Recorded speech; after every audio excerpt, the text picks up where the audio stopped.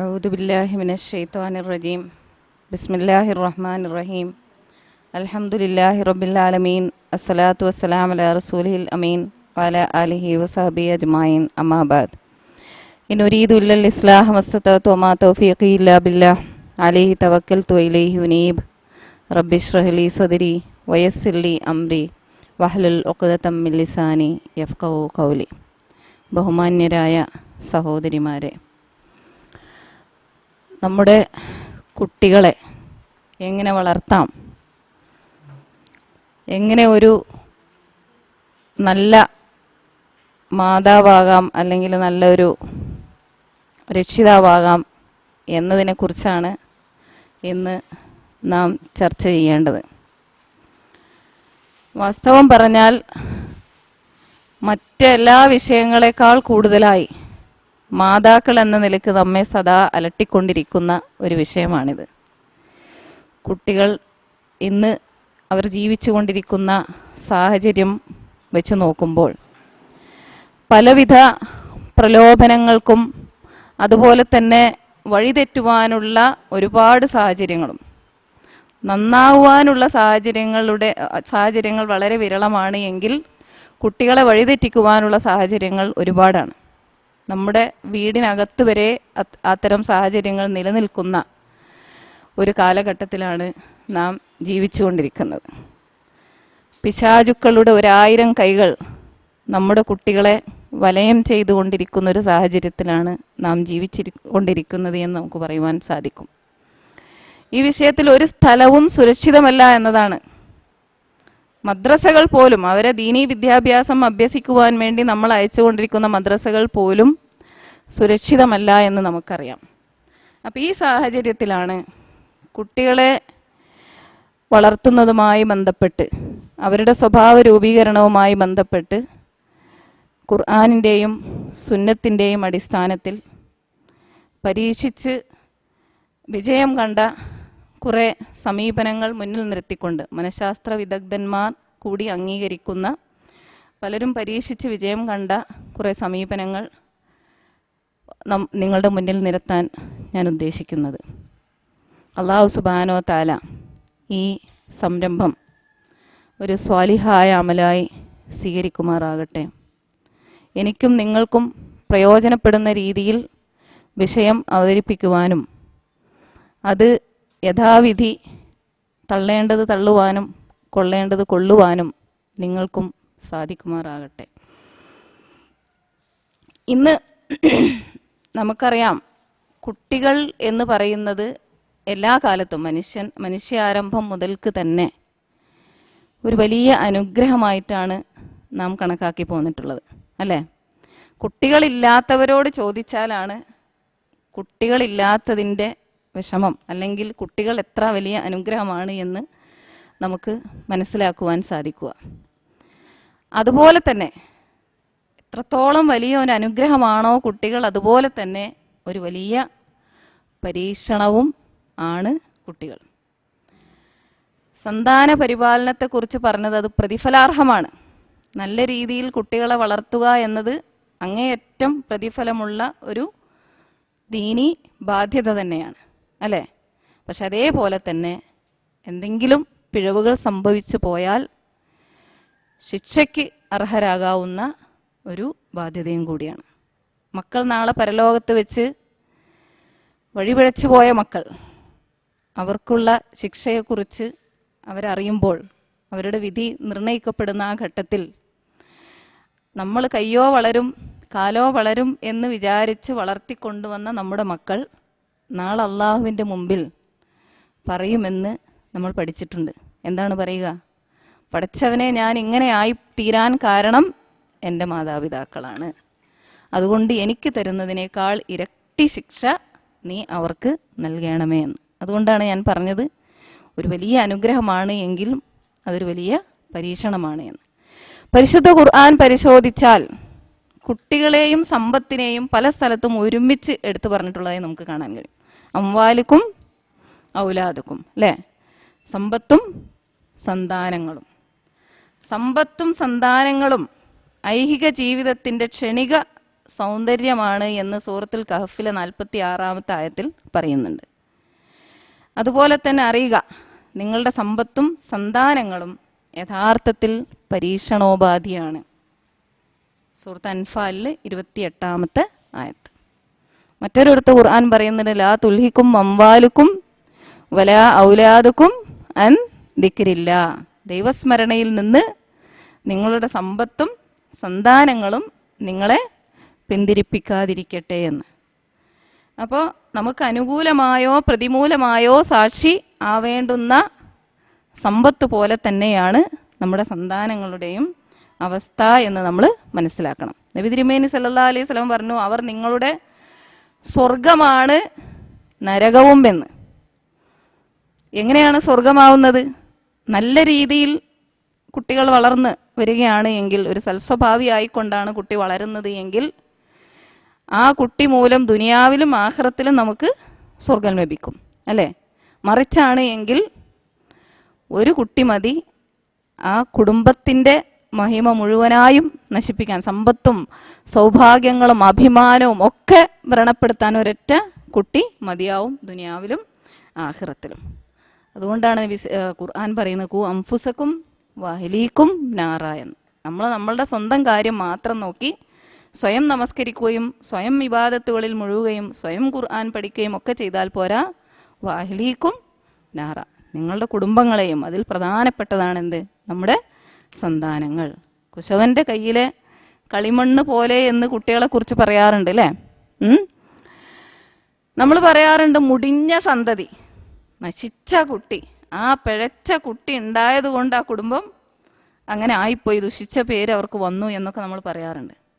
പക്ഷെ ഒരു കുട്ടിയും അങ്ങനെ നശിച്ച കുട്ടിയായിക്കൊണ്ട് ജനിക്കുന്നില്ല എന്നാണ് ഖുർആൻ പറയുന്നത്, അല്ലേ? എന്താ ഖുർആൻ പറഞ്ഞത്? ലഖദ് ഖലഖ്നൽ ഇൻസാന ഫീ അഹ്സനി തഖ്വീം.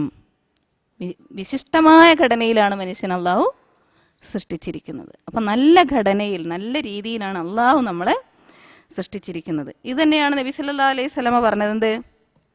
കുല്ലു മൗലൂദിൻ യൂലദു അലൽ ഫിത്ര. ഓരോ ശിശുവും ശുദ്ധ പ്രകൃതിയോടുകൂടിയാണ് ജനിക്കുന്നത്. അപ്പോൾ മാതാക്കൾ എന്ന നിലയ്ക്ക്, അല്ലെങ്കിൽ മാതാപിതാക്കൾ എന്ന നിലയ്ക്ക് നമ്മുടെ ദൗത്യം എന്താണ്? ഈ ഫിത്ര, അതായത് ഇത്രയും വിശിഷ്ടമായ ഘടനയിൽ അല്ലാഹു സുബ്ഹാനഹു വ തആല സൃഷ്ടിച്ച് നമ്മുടെ കയ്യിൽ തന്നിട്ടുള്ള ഈ കുട്ടിയെ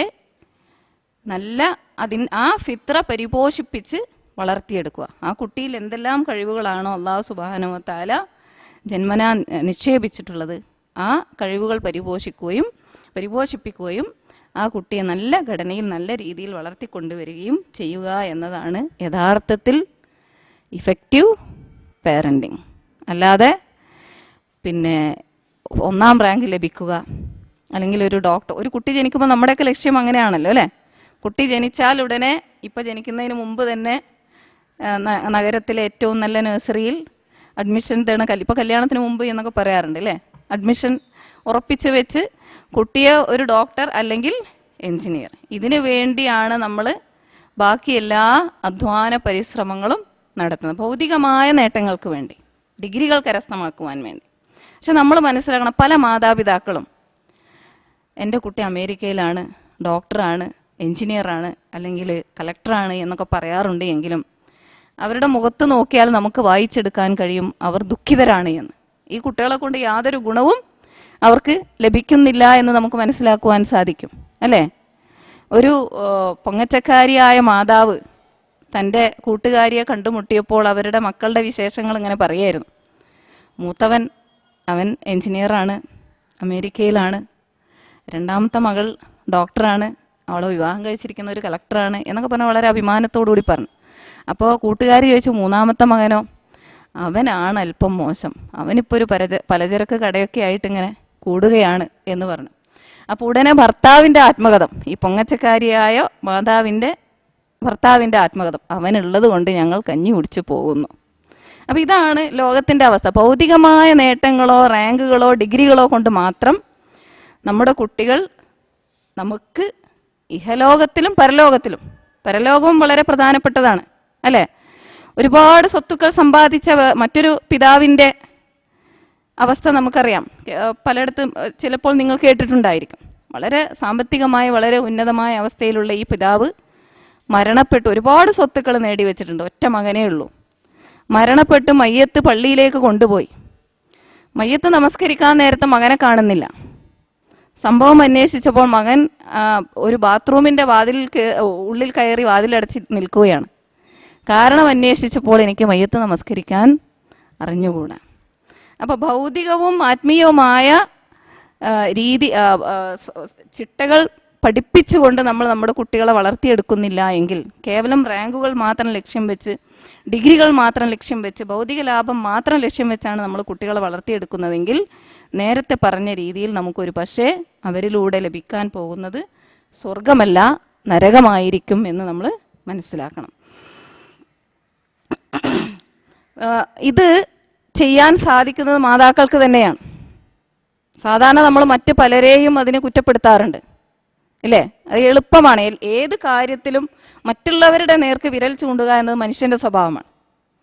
കുട്ടി ചീത്തയായാൽ ഉടനെ നമ്മൾ സ്കൂളിലെ അന്തരീക്ഷത്തെ കുറ്റം പറയും, ടീച്ചർമാരെ കുറ്റം പറയും, കൂട്ടുകെട്ടിനെ കുറ്റം പറയും, നാടിലെ അവസ്ഥയെ കുറ്റം പറയും, വാർത്താമാധ്യമങ്ങളെ കുറ്റം പറയും, ഇല്ലേ?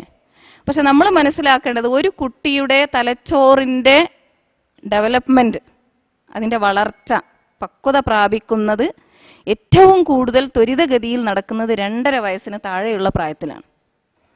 അത് ഗർഭത്തിൽ ആരംഭിച്ച് 2.5 വയസ്സ് വരെയുള്ള പ്രായത്തിലാണ് ഒരു കുട്ടിയുടെ പേഴ്സണാലിറ്റി, വ്യക്തിത്വത്തിൽ ഏറ്റവും കൂടുതൽ വികാസം നടക്കുന്ന പ്രായം. ഈ പ്രായത്തിൽ കുട്ടി ആരുടെ അടുത്താണുള്ളത്?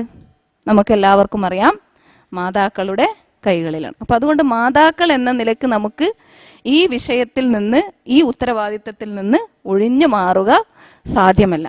എന്ന് മാത്രമല്ല, റബ്ബ് സുബ്ഹാനഹു വ തആല ഒരു സ്ത്രീയിൽ നിക്ഷിപ്തമാക്കിയിട്ടുള്ള ഏറ്റവും വലിയ ബാധ്യതയും ഇത് തന്നെയാണ്. മാതാവ് എന്ന പദവി നൽകിയാണ് സ്ത്രീയെ അല്ലാഹു സുബ്ഹാനഹു വ തആല ആദരിച്ചത്. അത് ചില്ലറ പണിയല്ല എന്നറിയുന്നത് കൊണ്ട് തന്നെയാണ് ഏറ്റവും കൂടുതൽ ബാധ്യത നിന്റെ മാതാവിനോടാണ് എന്ന് 3 തവണ ആവർത്തിച്ച് ഒരു പുരുഷനോട് നബി തിരുമേനി സല്ലല്ലാഹു അലൈഹി വസല്ലമ പറഞ്ഞതും മാതാവിൻ്റെ കാൽക്കീഴിലാണ് സ്വർഗം എന്ന് പറഞ്ഞതും ഒക്കെ ഈ കാരണത്താലാണ്. ഇത് ഒരു വലിയ ഉത്തരവാദിത്തം. കാരണം നമ്മുടെ ഭാവിയാണ്, നമ്മുടെ കുട്ടികൾ എന്ന് പറയുന്നത് നമ്മുടെ ഭാവിയാണ്, ഈ സമൂഹത്തിൻ്റെ ഭാവിയാണ്. ഈ ഭാവിയെ മറന്നുകൊണ്ട് ഒരുപക്ഷെ ലോകം മുഴുവൻ നന്നാക്കാനും പ്രസംഗിക്കാനും അല്ലെങ്കിൽ സാമൂഹ്യ പ്രവർത്തനത്തിനും നമ്മൾ ഇറങ്ങിത്തിരിച്ചിട്ടുണ്ട് എങ്കിൽ ഒരുപക്ഷെ അള്ളാഹുവിന് മുമ്പിൽ നമ്മൾ കുറ്റക്കാരായി മാറും എന്ന് നമ്മൾ മനസ്സിലാക്കണം. അതുകൊണ്ടാണ് പല പരീക്ഷണങ്ങൾ, അതായത് മാതാക്കളിൽ നിന്ന് വേർപ്പെടുത്തിക്കൊണ്ട് കുട്ടികളെ നന്നാക്കാനുള്ള പല പരീക്ഷണങ്ങളും നടത്തിയ കാലഘട്ടങ്ങളുണ്ട്, നടത്തിയവരുണ്ട്. ജർമ്മനിയിൽ ഹിറ്റ്ലർ അങ്ങനെ ഒരു ശ്രമം നടത്തിയിരുന്നു, അല്ലേ? കുട്ടികളെ പ്രത്യേകമായ ശ്രദ്ധ നൽകിക്കൊണ്ട് അവർക്ക് വേണ്ടുന്ന എല്ലാ പരിചരണവും നൽകിക്കൊണ്ട് ഒരു പ്രത്യേക കേന്ദ്രത്തിൽ അവരെ വളർത്തിയെടുത്തു. പക്ഷേ കുട്ടികളിൽ അവരുദ്ദേശിച്ച രീതിയിലുള്ള വികാസം ഉണ്ടാക്കിയെടുക്കാൻ അവർക്ക് സാധിച്ചില്ല എന്നതാണ്. അപ്പോൾ മാതാക്കളിലൂടെയാണ്. അപ്പോൾ ചുരുക്കി പറഞ്ഞാൽ മാതാവിലാണ്, അല്ലെങ്കിൽ മാതാപിതാക്കളിലാണ്, കുടുംബത്തിലെ അന്തരീക്ഷത്തിലാണ് ഒരു കുട്ടിയുടെ വ്യക്തിത്വ വികാസത്തിൻ്റെ അടിസ്ഥാനപരമായ ഏറ്റവും പ്രധാന ഘടകങ്ങൾ നിലകൊള്ളുന്നത് എന്ന് നമ്മൾ മനസ്സിലാക്കണം. സാധാരണ മനഃശാസ്ത്ര എഡ്യൂക്കേഷണൽ സൈക്കോളജിയിൽ ഒരു അടിസ്ഥാന തത്വമുണ്ട്, there is no problem child, only problem adult എന്ന്. പ്രശ്നക്കാരായ കുട്ടികളില്ല, പ്രശ്നം എവിടെയാണ്? മാതാപിതാക്കൾ, മുതിർന്നവരിലാണ്. അപ്പോൾ മുതിർന്നവരിൽ പ്രശ്നമുണ്ടാകുമ്പോഴാണ്, മുതിർന്നവർ പ്രശ്നക്കാരാകുമ്പോഴാണ് കുട്ടികൾ പ്രശ്നക്കാരായി മാറുന്നത്. നമ്മൾ സാധാരണ ഈ വിഷയം പറയുമ്പോൾ, കുട്ടികളുടെ കാര്യം, സ്വഭാവ രൂപീകരണത്തിൻ്റെ കാര്യം പറയുമ്പോൾ നമ്മൾ പറയാറുള്ളൊരു ഒഴികഴിവുണ്ട്. എന്താണത്? നൂഹ് നബിയുടെ മോന്, നൂഹ് നബിക്ക് പോലും മോനെ നന്നാക്കാൻ കഴിഞ്ഞില്ലല്ലോ, അതുകൊണ്ട് നമുക്കും ആശ്വസിക്കാൻ വകയാണ്. പക്ഷെ നമ്മൾ മനസ്സിലാക്കണം, നൂഹ് നബിയുടെ മകൻ അവൻ്റെ ഉമ്മാനെ കണ്ടാണ് പഠിച്ചത്, അല്ലേ? നൂഹ് നബിയെ കണ്ടല്ല, നൂഹ് നബിയുടെ ഉമ്മാനെ കണ്ടാണ് പഠിച്ചത്. ഉമ്മാൻ്റെ ദീനിലായിരുന്നു മകൻ എന്ന് നമ്മൾ മനസ്സിലാക്കണം. അപ്പോൾ നമ്മളെ സംബന്ധിച്ചിടത്തോളം ഒരു കുഞ്ഞ് ജനിക്കുമ്പോൾ, അല്ലെങ്കിൽ ഉണ്ടാകാറുള്ളത് അഥവാ ഉണ്ടാവേണ്ടത് എന്താണ്? 2 ലക്ഷ്യങ്ങളാണ്. ഒന്ന്, ആ കുട്ടിയുടെ ശാരീരികമായ ആരോഗ്യം, 2 മാനസികമായ ആരോഗ്യം. ശാരീരികവും മാനസികവുമായ ആരോഗ്യം എന്ന് പറയുമ്പോൾ അത് പരസ്പര പൂരകങ്ങളാണ്, രണ്ടും പരസ്പരം ബന്ധപ്പെട്ട് കിടക്കുന്നുണ്ട്. അപ്പോൾ ഇത് രണ്ടും നമ്മൾ മാതാക്കൾ എന്ന നിലയ്ക്ക് പഠിക്കുകയും പഠിപ്പിക്കുകയും ചെയ്യേണ്ട കാര്യമാണ്. അപ്പോൾ ഈ ഗ്രോത്ത് ആൻഡ് ഡെവലപ്മെൻറ്റ് എന്നാണ് അതിന് ശാസ്ത്രത്തിൻ്റെ ഭാഷയിൽ പറയാറുള്ളത്. ശരീരത്തിൻ്റെ വളർച്ചയും അതുപോലെ തന്നെ ബുദ്ധിയുടെ വികാസവും മറ്റ് മനസ്സിൻ്റെ വളർച്ചയും ഒക്കെ ഒരുമിച്ച് കൂടുന്ന ഒന്നിനാണ് ഈ ഗ്രോത്ത് ആൻഡ് ഡെവലപ്മെൻറ്റ് എന്ന് പറയുന്നത്. അപ്പോൾ ഈ ലക്ഷ്യം നമ്മുടെ മനസ്സിൽ വ്യക്തമായിരിക്കണം. കുട്ടിയെ സംബന്ധിച്ചിടത്തോളം അവൻ്റെ ശാരീരികവും മാനസികവുമായ ആരോഗ്യം അഥവാ ഭൗതികവും ആത്മീയവുമായ ആരോഗ്യം, ഇത് രണ്ടും വളരെ പ്രധാനപ്പെട്ടതാണ് എന്ന് നമ്മൾ മനസ്സിലാക്കണം. ഈ പ്രാധാന്യം മനസ്സിലാക്കിയത് കൊണ്ടാണ് ചരിത്രത്തിൽ തുല്യതയില്ലാത്ത ഒരുപാട് ഉദാഹരണങ്ങൾ മക്കളുടെ കാര്യത്തിൽ, മാതാക്കളുടെ കാര്യത്തിൽ നമ്മൾ കണ്ടിരുന്നു അല്ലേ. ഒന്ന് രണ്ട് ഉദാഹരണങ്ങൾ പറയുകയാണെങ്കിൽ, ഉദാഹരണം പറയുകയാണെങ്കിൽ ഉമ്മ അമാറ നമുക്കെല്ലാവർക്കും അറിയാം അല്ലേ. നബി സല്ലല്ലാഹു അലൈഹി വസല്ലമക്ക് ബൈഅത്ത് ചെയ്യുമ്പോൾ അവർ മകനെയും കൂടെ കൂട്ടിയിരുന്നു എന്നാണ്. കാരണം ഈ കുട്ടിയാണ് ഈ പ്രസ്ഥാനത്തിൻ്റെ ഭാവി, ഈ ദീനിൻ്റെ ഭാവി ഈ കുട്ടിയാണ്. അപ്പോൾ അവനെയും കൂടെ കൂട്ടിയിട്ടായിരുന്നു അവർ നബി സല്ലല്ലാഹു അലൈഹി വസല്ലമക്ക് ബൈഅത്ത് ചെയ്തിരുന്നത്. അതുപോലെ തന്നെ അസ്മാ റളിയല്ലാഹു അൻഹയെ കുറിച്ച് നമുക്കറിയാം. ചരിത്രത്തിൽ തങ്കലിപികളാൽ രേഖപ്പെടുത്തപ്പെട്ട ഒരു മഹതിയാണ് അല്ലേ. മകൻ്റെ കാര്യത്തിൽ നമ്മൾ മനസ്സിലാക്കേണ്ടത് അവർ പ്രത്യേകം ശ്രദ്ധിച്ചിരുന്നു എന്നാണ്. മകന് ഒഴിവുള്ള സമയത്തൊക്കെ നബി തിരുമേനി സല്ലല്ലാഹു അലൈഹി വസല്ലമയോടൊപ്പം സഹവസിക്കാൻ വേണ്ടി അവർ പറഞ്ഞയക്കുമായിരുന്നു എന്ന്. അപ്പം അങ്ങനെ പറഞ്ഞയച്ച ഒരു സന്ദർഭത്തിൽ നബി സല്ലല്ലാഹു അലൈഹി വസല്ലമയുടെ ശരീരത്തിൽ നിന്നും അല്പം രക്തം വന്നപ്പോൾ ഈ അബ്ദുല്ലാ ബിൻ സുബൈർ റളിയല്ലാഹു അൻഹുവിനോട് നബി സല്ലല്ലാഹു അലൈഹി വസല്ലമ ഈ രക്തം പുറത്തു കൊണ്ടുപോയി വൃത്തിഹീനമല്ലാത്ത വൃത്തിയുള്ള ഒരു സ്ഥലത്തത് നിക്ഷേപിക്കാൻ വേണ്ടി പറഞ്ഞു. അപ്പോൾ ഈ കുട്ടിയായ അബ്ദുല്ലാ ബിൻ സുബൈർ റളിയല്ലാഹു അൻഹു അദ്ദേഹം പോയി നോക്കി. എവിടെയും ഒരു അങ്ങനെ വൃത്തിയുള്ള ഒരു സ്ഥലം അദ്ദേഹത്തിൻ്റെ തൃപ്തിയിൽ തോന്നിയില്ല. അപ്പോൾ അദ്ദേഹം ആ രക്തം വിഴുങ്ങിക്കളഞ്ഞു.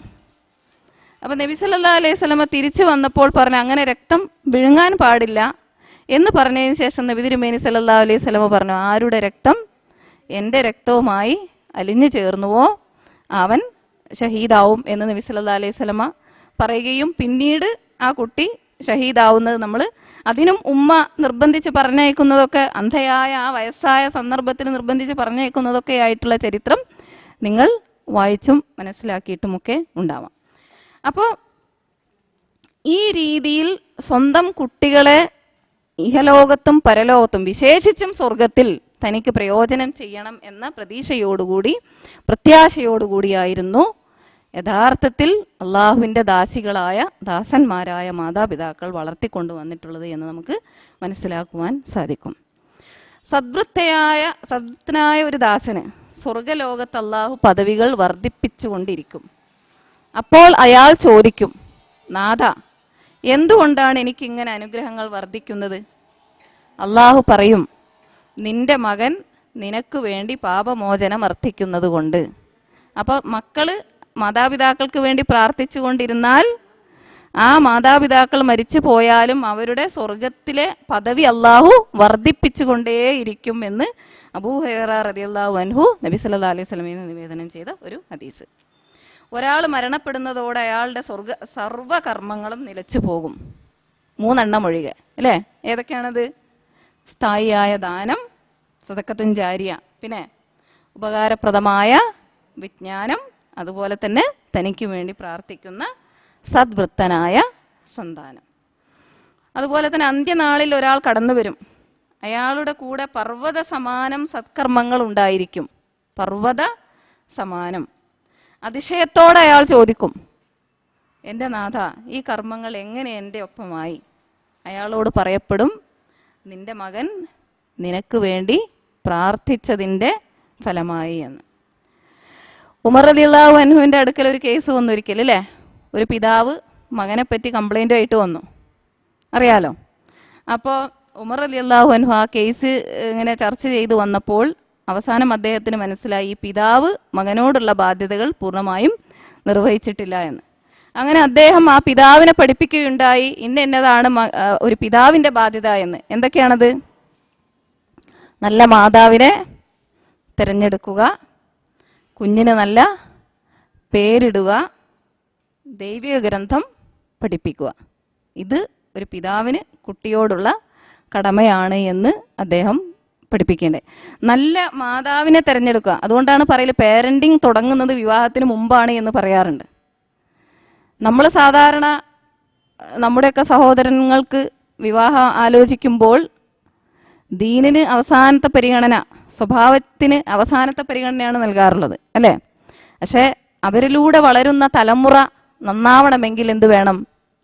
നല്ല ദീനി സ്വഭാവമുള്ള അതിനായിരിക്കണം നമ്മൾ മുൻതൂക്കം കൊടുക്കേണ്ടത്. മറ്റെല്ലാ പരിഗണനകൾക്കും അവസാനത്തെ പരിഗണന മാത്രമേ നമ്മൾ കൊടുക്കാൻ പാടുള്ളൂ. അതുപോലെ തന്നെ നല്ല പേരിടുക. മനഃശാസ്ത്ര വിദഗ്ധന്മാർ പറയുന്നത് ഒരാളെ നമ്മൾ എന്താണോ വിളിക്കുന്നത് അവരെ അതായി തീരുമെന്നാണ്.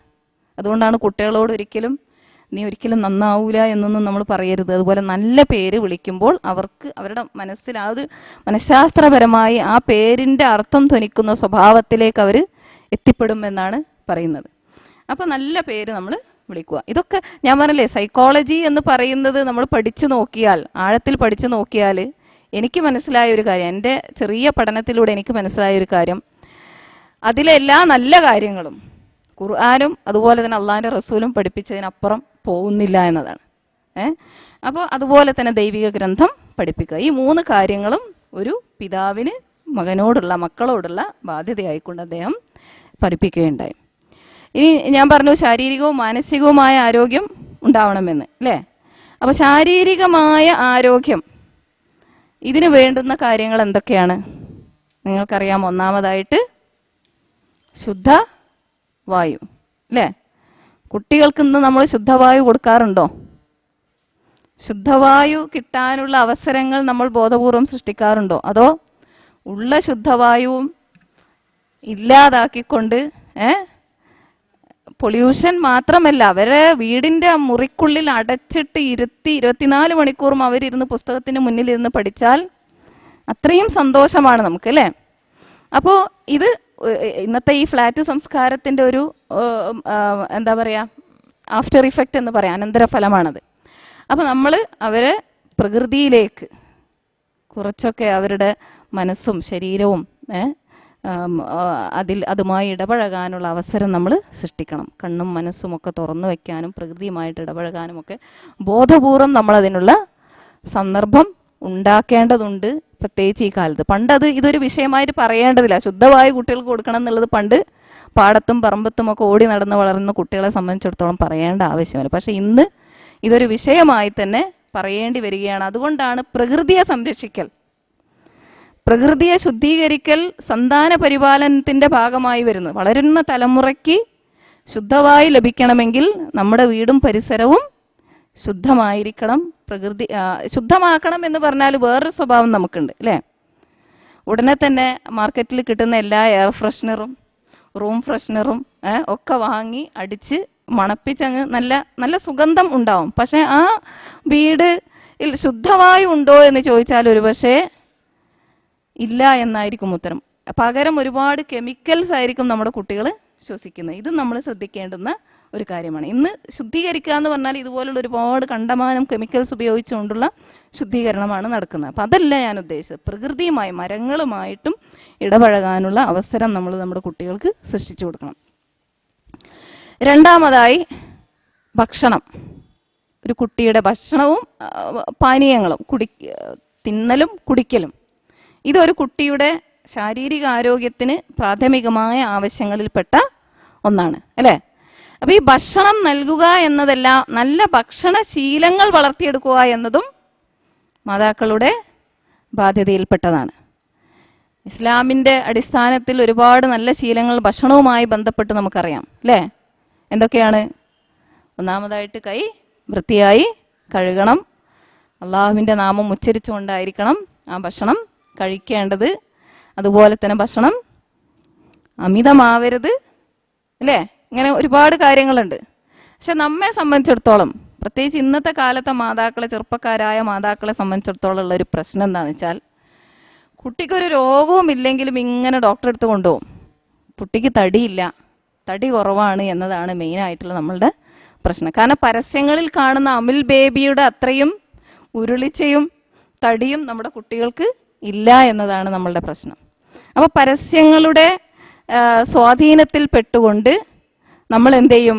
ഈ പറഞ്ഞ ആവശ്യമില്ലാത്ത മരുന്നുകൾ അവർക്ക് വാങ്ങിക്കൊടുക്കുകയും അതുപോലെ തന്നെ ആവശ്യമില്ലാത്ത ടോണിക്കുകളും അതുപോലെ ഈ ബേബി ഫുഡുകളും ഒക്കെ വാങ്ങിക്കൊടുത്ത് ഇറച്ചിക്കോഴിയെപ്പോലെ ഒന്നിനും കൊള്ളാതെ കുറേ പൊണ്ണത്തടി ഉണ്ടാക്കിയെടുത്തതുകൊണ്ട് കാര്യങ്ങൾ. കുട്ടികൾക്ക് പ്രത്യേകിച്ച് അസുഖങ്ങളൊന്നും ഇല്ലെങ്കിൽ നമ്മൾ പിന്നെ അവരുടെ കാര്യത്തിൽ, അവരുടെ തടിയുടെ കാര്യത്തിൽ നമ്മൾ വല്ലാതെ വേവലാതിപ്പെടേണ്ട ആവശ്യമില്ല. എന്ന് മാത്രമല്ല, ഒരുപാട് തടിയുള്ള കുട്ടികൾ വലുതാവും തോറും അവർക്ക് കൂടുതൽ കൂടുതൽ ആരോഗ്യ പ്രശ്നങ്ങൾ ഉണ്ടാവാനാണ് സാധ്യത. അപ്പോൾ തടിപ്പിക്കുക എന്നതല്ല ഭക്ഷണം കൊടുക്കുന്നതിൻ്റെ ലക്ഷ്യം. പോഷകസമ്പൂർണമായ നല്ല ഭക്ഷണം അവർക്ക് നൽകുക എന്നതായിരിക്കണം. ഇതിൽ മാതാക്കൾക്കുള്ള ഏറ്റവും വലിയൊരു പ്രശ്നം എന്താ വെച്ചാൽ നിർബന്ധിച്ച് തീറ്റിക്കുക എന്നുള്ളതാണ്. നിർബന്ധിച്ചൊരിക്കലും കുട്ടികളെ ഭക്ഷണം കഴിപ്പിക്കരുത് എന്നാണ്. കാരണം നമ്മളെപ്പോലും നമുക്ക് ഇഷ്ടമില്ലാത്ത ഒരു ഭക്ഷണം നമ്മളെ നിർബന്ധിച്ച് ഒരാൾ അടിച്ചേൽപ്പിക്കുകയാണെങ്കിൽ നമുക്ക് അതിനോട് യാതൊരു ഇഷ്ടവും തോന്നൂല, അല്ലേ? പിന്നെ ഭക്ഷണം അമിതമായാൽ അതിനോടുള്ള രുചിയും നഷ്ടപ്പെടും. പിന്നെ നമ്മൾ ചെയ്യലെന്താണ്, ഒരേ ഭക്ഷണം തന്നെ ഇങ്ങനെ ആവർത്തിച്ച് കൊടുക്കും. ആരോ ഒന്ന് പറഞ്ഞു ഇത് കൊടുത്ത ഇതങ്ങോട്ട് വരകി കൊടുത്താൽ കുട്ടി നല്ല തടിച്ച് കൊഴുത്ത് ഉരുണ്ട് നല്ല ഉഷാറുണ്ടാവും, നല്ല റോസ് കളറിലുണ്ടാവും എന്ന് പറഞ്ഞു. പിന്നെ ഇതിനെ വരകി കൊടുക്കുക തന്നെ. പിന്നെ അതിന് യാതൊരു നിയന്ത്രണവുമില്ല. ഇപ്പം ഇങ്ങനെ മേലേക്ക് മേലെ ഭക്ഷണം കൊടുക്കുമ്പോൾ എന്ത് ചെയ്യും? കുട്ടികൾക്ക് അതിനോടുള്ള രുചി നഷ്ടപ്പെടും. മറ്റൊന്ന്, ഈ ഭക്ഷണം കൊടുക്കുന്നതുമായി ബന്ധപ്പെട്ട് നമ്മൾ മനസ്സിലാക്കേണ്ടത്, നമ്മൾ മറ്റുള്ളവരുടെ മുന്നിൽ വെച്ച് ഒന്നും തിന്നില്ല. ഇത് ഏത് മാതാക്കളുടെ ഒരു സ്വഭാവത്തിൽപ്പെട്ടാണ്. നാലാൾ കൂടുന്നിടത്ത് അവരുടെ ചർച്ച അവനൊന്നും തിന്നണില്ല അല്ലെങ്കിൽ അവളൊന്നും കഴിക്കുന്നില്ല എന്ന്. ഇതൊരു ഫാഷനാണ്, എന്തോ ഇതൊരു പൊങ്ങച്ചം പോലെ നമ്മളിങ്ങനെ പറയാം. അപ്പം ഇത് കേൾക്കുന്ന കുട്ടിക്ക് സന്തോഷമാണ്. കാരണം എന്താണ്, അവൻ ചർച്ചാ വിഷയമാകപ്പെടുകയാണ് നാലാളുടെ മുന്നിൽ. അപ്പോൾ മൂപ്പര് കുറച്ചുകൂടി തീറ്റി കുറയ്ക്കും. എന്നിട്ട് പിന്നെ ഉമ്മ ബാക്കിൽ നടന്ന് നിർബന്ധിച്ച് തീറ്റിക്കുന്ന ഉമ്മ, ചിലപ്പോൾ ഉമ്മ ഇങ്ങനെ ബാക്കിൽ ഓട്ട മത്സരമൊക്കെ നടത്താറുണ്ടല്ലോ. അപ്പം ഇങ്ങനെ ഓടിക്കുക എന്നതും കുട്ടികൾക്ക് ഹരമുള്ള ഒരു സംഗതിയാണ്. അപ്പോൾ അതുകൊണ്ട് അവർക്ക് ആവശ്യമുള്ളപ്പോൾ വിശക്കുമ്പോൾ വല്ലാതെ ഇങ്ങനെ ഓവറായിട്ട് നിർബന്ധിക്കാതെ കൊടുക്കുകയാണ് എങ്കിൽ കുട്ടികൾ അത് ഇഷ്ടത്തോടെ കഴിക്കുമെന്ന് നമ്മൾ മനസ്സിലാക്കണം. മറ്റൊന്ന്, വലുതാവുന്നതിനനുസരിച്ച് കൈ കൊണ്ട് ഇങ്ങനെ വാരി കഴിക്കാൻ അല്ലെങ്കിൽ ഗ്ലാസ് ഇങ്ങനെ പിടിക്കാനൊക്കെയുള്ള പ്രായമായി കഴിഞ്ഞാൽ പിന്നെയും നമ്മളിങ്ങനെ വാരി നിൽക്കരുത്. കുറേയൊക്കെ അവരെ കൊണ്ട് തന്നെ സ്വയം വാരി കഴിക്കാനാണ് നമ്മൾ ശീലിപ്പിക്കേണ്ടത്. അപ്പം ഇതിൻ്റെ പ്രാധാന്യം നമുക്ക് മനസ്സിലാവണമെങ്കിൽ നമ്മുടെ കൈക്ക് എന്തെങ്കിലും ഫ്രാക്ചറോ ഒക്കെ പറ്റിയാൽ നമ്മുടെ കൈ കൊണ്ട് ഭക്ഷണം വാരി കഴിക്കാൻ പറ്റാത്തൊരവസ്ഥ നമുക്കുണ്ടാകുമ്പോഴാണ് നമുക്കതിൻ്റെ വില അറിയാം. നമ്മളുടെ കൈ കൊണ്ട് വാരി തിന്നുന്ന ആ ഒരു സന്തോഷവും സംതൃപ്തിയും ഒരിക്കലും മറ്റൊരാൾ വാരി തരുമ്പോൾ അല്ലെങ്കിൽ സ്പൂണിൽ വാരി കഴിച്ചാൽ പോലും ചിലപ്പോൾ നമുക്ക് കിട്ടിയെന്ന് വരില്ല. അപ്പം ഇതിന് മാതാക്കൾക്ക് ഇഷ്ടമല്ല ഇത് പറയുന്നത്. കാരണം എന്താ വെച്ചിട്ടുണ്ടെങ്കിൽ കുറേ വൃത്തികേടാക്കും അവിടെ ഇവിടെയൊക്കെ.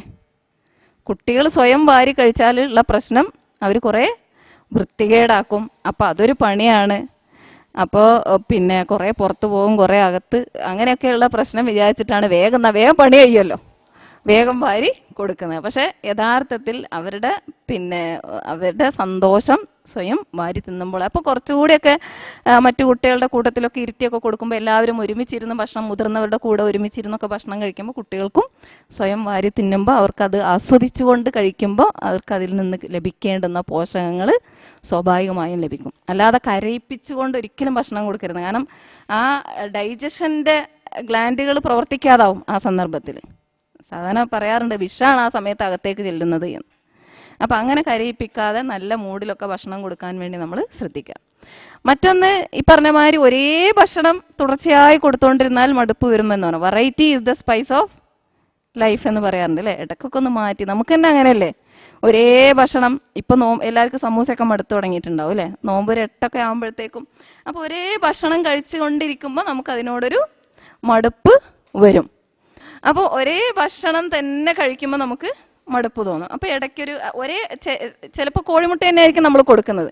പക്ഷെ അതിൽ തന്നെ നല്ല ഒരു ഉമ്മയാണ് എങ്കിൽ അവർക്ക് പല രീതിയിൽ അതിൻ്റെ ടേസ്റ്റും രൂപവും കോലവും ഒക്കെ മാറ്റിയിട്ട് നമുക്ക് കൊടുക്കാൻ കഴിയും. നേന്ത്രപ്പഴമാണ് കൊടുക്കുന്നത്, എന്നും ഒരു പുഴുങ്ങിയ സാധനം തന്നെ കൊടുക്കുന്നതിന് പകരം ഇടയ്ക്ക് അതിൻ്റെ കോലവും ചേലൊക്കെ മാറ്റി അതിൻ്റെ ടേസ്റ്റൊക്കെ മാറ്റി കളറൊക്കെ മാറ്റി അങ്ങനെയൊക്കെ കൊടുക്കുമ്പോൾ കുട്ടികൾക്ക് അതിലൊരു കുറച്ചുകൂടി ഇഷ്ടം ഉണ്ടാകുമ്പോൾ വെറൈറ്റി ഉണ്ടാക്കാൻ വേണ്ടി നമ്മൾ ശ്രദ്ധിക്കുക. ഇനി മൂന്നാമതായിട്ട് എക്സസൈസ്. കായികമായിട്ടുള്ള അഭ്യാസം കുട്ടികൾക്ക് അവരുടെ വളർച്ചയുടെ ഘട്ടത്തിലും വലുതായിട്ടും വയസ്സന്മാർക്കും എല്ലാവർക്കും മനുഷ്യനെ സംബന്ധിച്ചിടത്തോളം അതൊരാവശ്യമാണ്, കുട്ടികൾക്ക് പ്രത്യേകിച്ചും, കാരണം വളരുന്ന ഘട്ടത്തിലുള്ള കുട്ടികളെ സംബന്ധിച്ചിടത്തോളം. ഇവിടെയും ഈ കാലഘട്ടത്തിലെ മാതാക്കളെ സംബന്ധിച്ചിടത്തോളം നമ്മൾ നമ്മുടെ കുട്ടികളോടുള്ള സ്നേഹം കൊണ്ട് അല്ലേ ഒരുതരം എന്താ പറയുക സംരക്ഷണ വലയം തീർത്തുകൊണ്ട് അവരെ അനങ്ങാൻ വിടൂല. പുറത്തേക്ക് ഇറങ്ങാൻ സമ്മതിക്കൂല, മണ്ണിലിറങ്ങാൻ സമ്മതിക്കൂല, 4 കുട്ടികളുടെ കൂടെ കളിക്കാൻ സമ്മതിക്കൂല, മേലെ കയറാൻ സമ്മതിക്കൂല, താഴെ ഇറങ്ങാൻ സമ്മതിക്കൂല. ഇങ്ങനെ കുട്ടി എങ്ങാനും വീണു പോയാലോ കുട്ടിക്ക് എന്തെങ്കിലും അപകടം പറ്റിയാലോ എന്ന ബേജാറ് കൊണ്ടാണ് നമ്മളാ ചെയ്യുന്നത്. എങ്കിലും പലവട്ടം വീഴുമ്പോഴാണ് എന്ത് നടക്കാൻ പഠിക്കുന്നത് അല്ലേ. അപ്പോൾ കുട്ടികളെ കുറച്ചൊക്കെ കയ്യും കാലും ഒക്കെ ഒന്ന് പിന്നെ വീശി നടക്കാനും ഒന്ന് ഓടാനും ചാടാനും ഒക്കെ നമ്മൾ വിടണം. അതിൻ്റെ ഇടയിൽ ചിലപ്പോൾ വീണു എന്ന് വരും, ചെറിയ വീഴ്ചകളൊക്കെ നമുക്ക് സാരമില്ല. അങ്ങനെയൊക്കെ തന്നെയാണ് കുട്ടികൾ കൂടുതൽ ശ്രദ്ധയോടുകൂടി ചുവടുകൾ വെക്കാൻ പഠിക്കുന്നത് ചെറിയ ചെറിയ വീഴ്ചകളിലൂടെയാണ്. അപ്പം നമ്മളാണെങ്കിൽ തന്നെ നമ്മുടെ ശരീരത്തിലുള്ള ഉപയോഗിക്കാത്ത മസിലുകൾ, ഇപ്പം ഈ കൈ കുറേ കാലം ഇങ്ങനെ തന്നെ വെച്ചിരുന്നാൽ പിന്നെ ഇതിങ്ങോട്ട് പൊന്തൂല അല്ലേ. കാലും അങ്ങനെ തന്നെയാണ്, കുറേ കാലം നമ്മൾ പിന്നെ മടക്കാതിരുന്നാൽ ആ കാലിന് പിന്നെ മടക്കുമ്പോൾ കുറച്ച് പ്രയാസം ഉണ്ടാവും. അപ്പോൾ ഏത് മസിലാണെങ്കിലും അത് ഉപയോഗിക്കാതിരുന്നാൽ പിന്നെ നമുക്കത് ഉപയോഗിക്കുമ്പോൾ പ്രയാസങ്ങൾ ഉണ്ടാവും. അപ്പോൾ ശരീരത്തിലുള്ള എല്ലാ മസിലുകളും ഉപയോഗിക്കുന്ന രീതിയിലുള്ള കളികളിലും വിനോദങ്ങളിലും ഏർപ്പെടാൻ നമ്മൾ കുട്ടികളെ അനുവദിക്കണം. ഈ കളി എന്ന് പറയുമ്പോൾ നമുക്കുണ്ട് ഇന്നത്തെ കാലത്തെ കളി എന്ന് പറഞ്ഞാൽ എന്താണ്, ഒന്നുകിൽ മൊബൈൽ ഫോൺ വെച്ചിട്ട് അല്ലേ, അല്ലെങ്കിൽ എന്താ പ്ലേ സ്റ്റേഷൻ, അല്ലെങ്കിൽ വീഡിയോ ഗെയിം. യന്ത്രങ്ങളുടെ മുന്നിലിരുന്നിട്ടുള്ള ശരീരം അനങ്ങാതെയുള്ള കളിയാണ് ഇപ്പോഴത്തെ കുട്ടികൾക്കും ഇഷ്ടം, കാരണം അവരങ്ങനെ ശീലിച്ചു. അപ്പോൾ കുറച്ചൊക്കെ ഓടിച്ചാടി പണ്ടത്തെ പോലെ ഹൈഡ് ആൻഡ് സീക്ക്, ഒളിച്ചു കളി, ഞൊണ്ടിക്കളി, അങ്ങനത്തെ കുറേ കളികളുണ്ടല്ലോ, പമ്പരക്കളി എന്നൊക്കെ പറഞ്ഞിട്ടുണ്ടല്ലോ. ശരീരത്തിൻ്റെ മസിലുകൾക്ക് പിന്നെ എക്സസൈസ് കിട്ടുന്ന രീതിയിലുള്ള കളികളിൽ ചിലപ്പോൾ നമ്മൾ ബോധപൂർവം അവരെ ചെയ്യിക്കണ, ചിലപ്പോൾ നമ്മളും അവരുടെ കൂടെയൊക്കെ ഓടുകയും ചാടുകയും ഒക്കെ ചെയ്യേണ്ടി വന്നു എന്ന് വരാം. ഇനി കളികൾ കൊണ്ടുള്ള മറ്റൊന്ന് ഞാൻ നേരത്തെ പറഞ്ഞല്ലോ, ഈ ശാരീരികവും മാനസികവുമായ ആരോഗ്യം പരസ്പര പൂരകങ്ങളാണ് എന്ന്. ഈ കളികൾ കൊണ്ടുള്ള മറ്റൊരു ഗുണം എന്താണെന്ന് ചോദിച്ചാൽ അവരുടെ ബുദ്ധി വികസിക്കാനും അതിലൂടെ സാധിക്കുന്നു എന്നതാണ്. അപ്പോൾ വിനോദം, കളി എന്നത് കുട്ടിയുടെ ശാരീരികവും മാനസികവുമായ ആരോഗ്യത്തിന് അത്യാവശ്യമാണ്. അപ്പോൾ അതാത് പ്രായത്തിനനുസരിച്ച് അനുവദിച്ചു കൊടുക്കാൻ, അതിന് ഒരു ദിവസത്തിൽ കുറച്ച് സമയമെങ്കിലും അനുവദിച്ചു കൊടുക്കാൻ മാതാക്കളായ നമുക്ക് സാധിക്കണം. ഇന്നിപ്പോൾ രാവിലെ മദ്രസയിൽ പോകും, എഴുന്നേറ്റ ഉടനെ തന്നെ മദ്രസ, അത് കഴിഞ്ഞ് സ്കൂള്, അത് കഴിഞ്ഞ് തിരിച്ചു വരുന്നത് ട്യൂഷൻ സെൻറ്ററിലേക്ക്, അത് കഴിഞ്ഞ് 1-ാം ക്ലാസ്സിൽ പഠിക്കുന്ന കുട്ടികൾക്കൊക്കെ ട്യൂഷനാണ്. അപ്പോൾ ഈ ട്യൂഷനും കഴിഞ്ഞ് രാത്രി ഉറങ്ങാൻ നേരത്ത് ചടച്ചാണ് കുട്ടി വീട്ടിൽ എത്തുന്നത്. പിന്നെ കുറച്ച് നേരം ടി വിക്ക് മുന്നിലും ഇരുന്നാൽ ഒരു ദിവസം ഒരു കുട്ടിയുടെ തീരാണ് ഇല്ലേ. അപ്പോൾ ഒരിക്കലും അങ്ങനെ സംഭവിക്കരുത്. നമ്മുടെ കുട്ടികൾക്ക് കുറച്ച് ഓടിച്ചാടി കളിക്കാനുള്ള അവസരങ്ങൾ നമ്മൾ നൽകണം. ഇനി ശാരീരിക കായികാഭ്യാസത്തിന് കളി മാത്രമല്ല, വളരുന്നതിനനുസരിച്ച് കുട്ടികളെ അവരുടെ ജോലികളെങ്കിലും, അവരുടെ ഡ്രസ്സ് ഇസ്തിരിയിടൽ, അവരുടെ ഡ്രസ്സ് അലക്കൽ, അതുപോലുള്ള അവരുടെ ഭക്ഷണം പാത്രത്തിലാക്കൽ, ഉണ്ടാക്കി പാത്രത്തിലാക്കി ബാഗിലും വെച്ച് ആ ബാഗ് കൊണ്ടുപോയി വണ്ടിയിൽ വെച്ച് കൊടുത്താലേ 10-ാം ക്ലാസ്സിൽ പഠിക്കുന്ന മോളാണെങ്കിലും ഉമ്മമാർക്ക് തൃപ്തിയാവുള്ളൂ.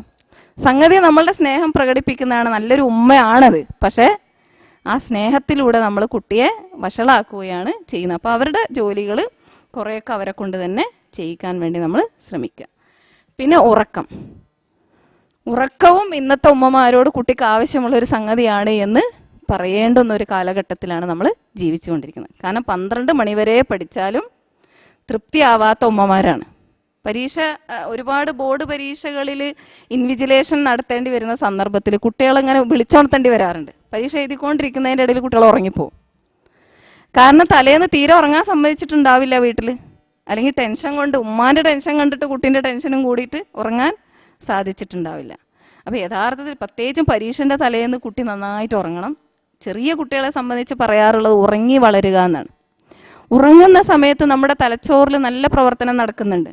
അതിൻ്റെ ഡെവലപ്മെൻറ്റ് കാര്യമായിട്ട് നടക്കുന്നത് ഉറങ്ങുന്ന സമയത്താണ്. അപ്പോൾ അതുകൊണ്ട് ഉറക്കവും ഓരോ പ്രായത്തിനനുസരിച്ച്, ഓരോ ആരോഗ്യ ശരീരഘടന അനുസരിച്ച്, ഓരോ പ്രദേശത്തിൻ്റെ അവസ്ഥയനുസരിച്ച്, കാലാവസ്ഥക്കനുസരിച്ചൊക്കെ ഉറക്കത്തിന് വേണ്ടുന്ന സമയത്തിൻ്റെ അളവ് മാറിയിരിക്കും. അപ്പോൾ അതനുസരിച്ച് അത് ഒരു നല്ല ഉമ്മക്ക് അത് മനസ്സിലാക്കാൻ സാധിക്കും. അതിനനുസരിച്ച് നമ്മൾ കുട്ടികളെ ഉറങ്ങാൻ അനുവദിക്കണം. ഉറക്കം തെളിയേണ്ടതുണ്ട്. എന്നാൽ ഓവറായിട്ട് ഉറങ്ങാനും സമ്മതിക്കരുത്. ഉറക്കം അമിതമായാലും അത് ദോഷകരമായി മാറും. പിന്നെ ഒരു ഡ്രൗസിനെസ് ആണ് ഉണ്ടാവുക, അലസത. പിന്നെയുള്ളത് ശരിയായ രോഗപരിചരണം.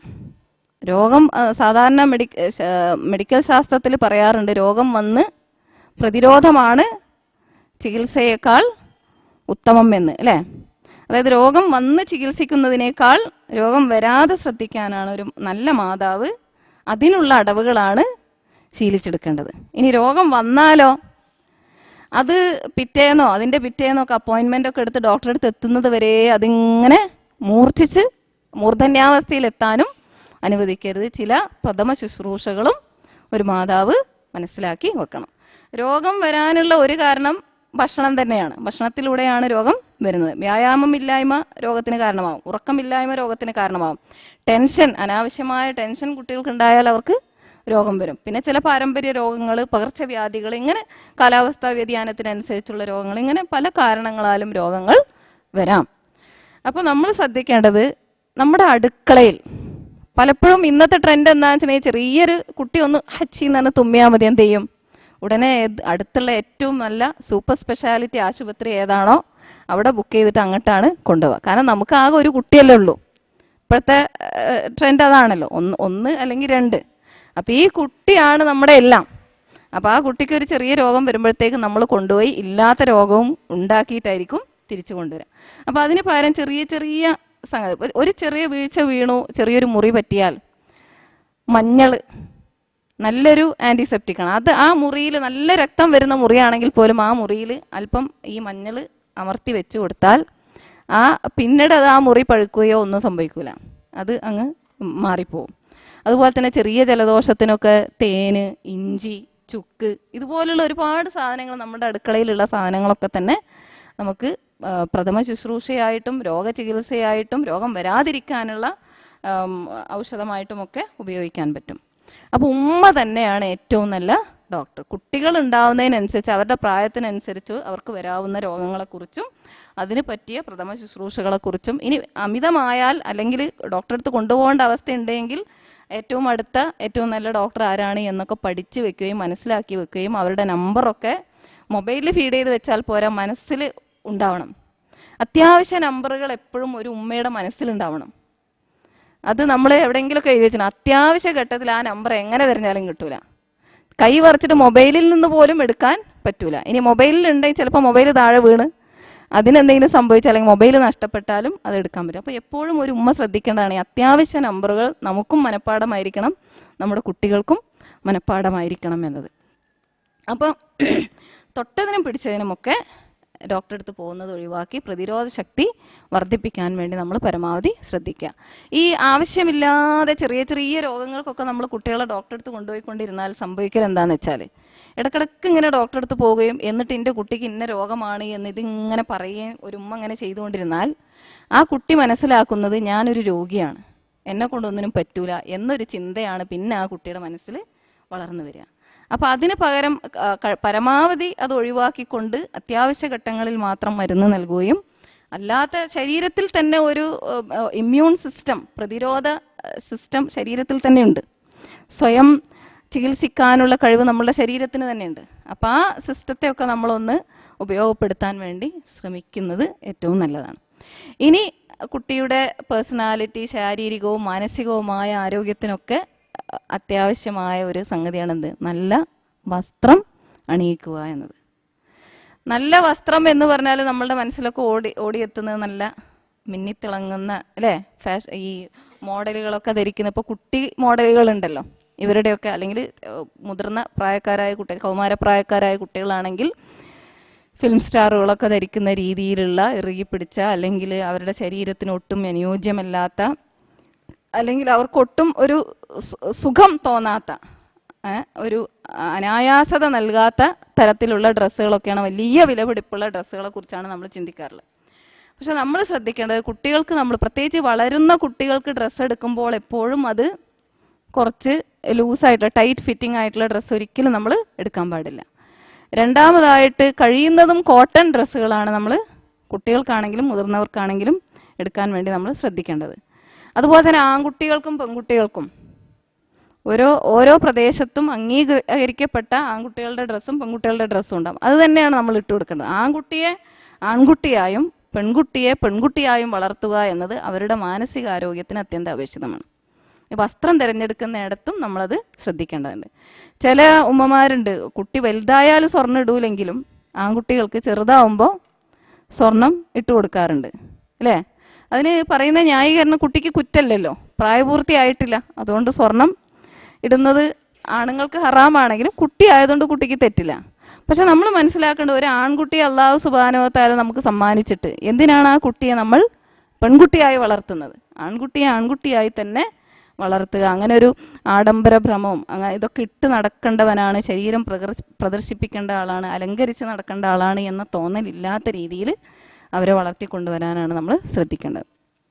പിന്നെ കാലാവസ്ഥക്ക് അനുയോജ്യമായ വസ്ത്രം അവരെ ധരിപ്പിക്കുക എന്നുള്ളത്. ചൂടുകാലമാണെങ്കിൽ പ്രത്യേകിച്ച് ചെറിയ കുട്ടികളാകുമ്പോൾ അവർക്ക് പറയാനറിയില്ല, അതിനനുസരിച്ചുള്ളത്. തണുപ്പ് കാലമാണെങ്കിൽ അതിനനുസരിച്ചുള്ളത്. സാധാരണ പറയാറുണ്ട്, sweater is something that you wear when your mother feels cold എന്ന്. നമുക്ക് തണുപ്പ് തോന്നുമ്പോഴാണ് നമ്മൾ കുട്ടിനെ സ്വെറ്റർ ഇടിയിക്കുക അല്ലേ? അപ്പോൾ അങ്ങനെയല്ല, ചില സന്ദർഭങ്ങളിൽ കുട്ടിയുടെ ആവശ്യങ്ങൾ പരിഗണിച്ചു കൊണ്ടായിരിക്കണം നമ്മളത് ചെയ്യേണ്ടത്.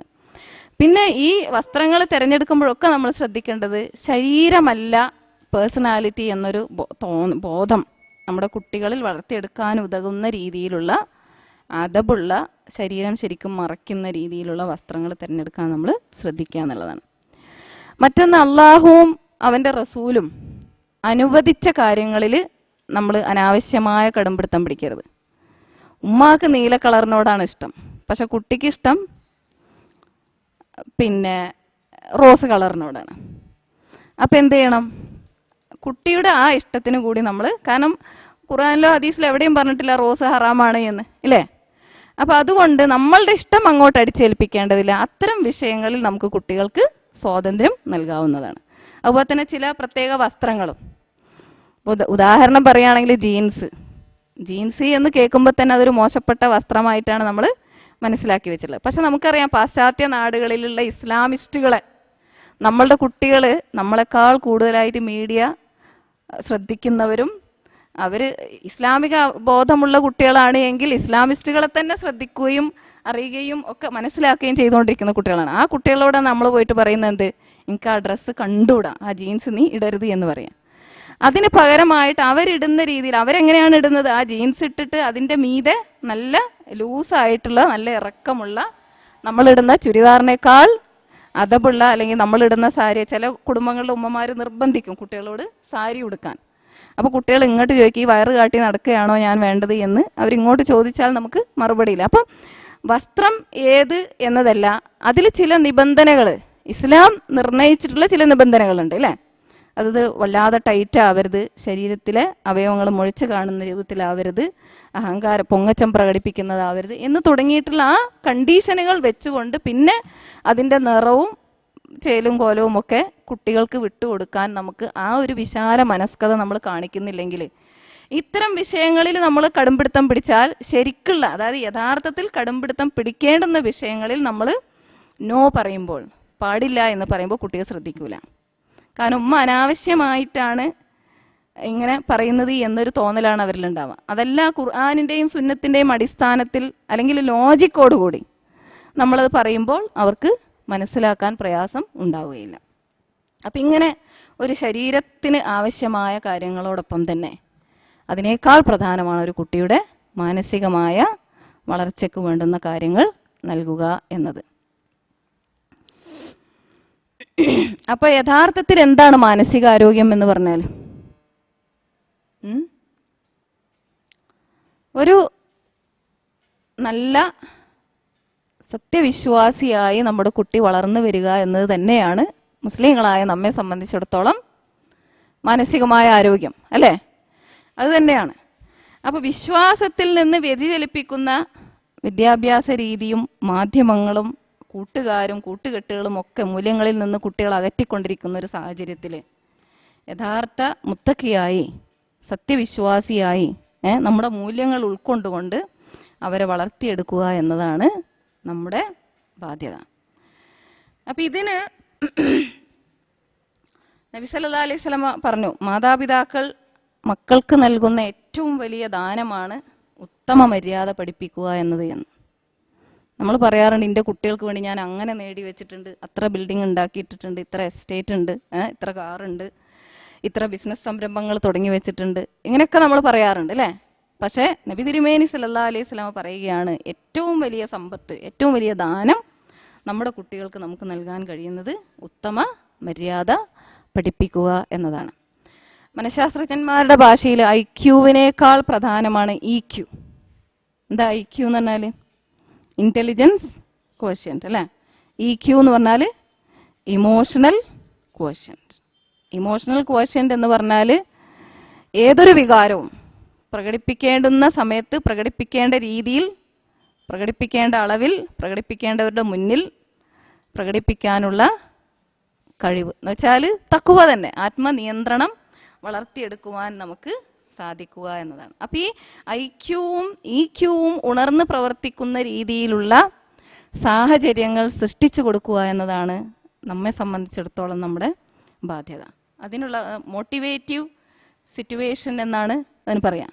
ഈ രണ്ട്, അതായത് കുട്ടിയുടെ ബുദ്ധിയും വളരണം, ശരീരം വികസിക്കണം, അതുപോലെ തന്നെ അവൻ്റെ മാനസികമായ സ്വഭാവങ്ങളും മര്യാദകളും ഒക്കെ വികസിക്കുന്ന രീതിയിൽ അവരെ നല്ല കാര്യങ്ങളിൽ കർമ്മനിരതരാക്കിക്കൊണ്ട് വളർത്തിയെടുക്കുക എന്നതാണ് നമ്മുടെ ബാധ്യത.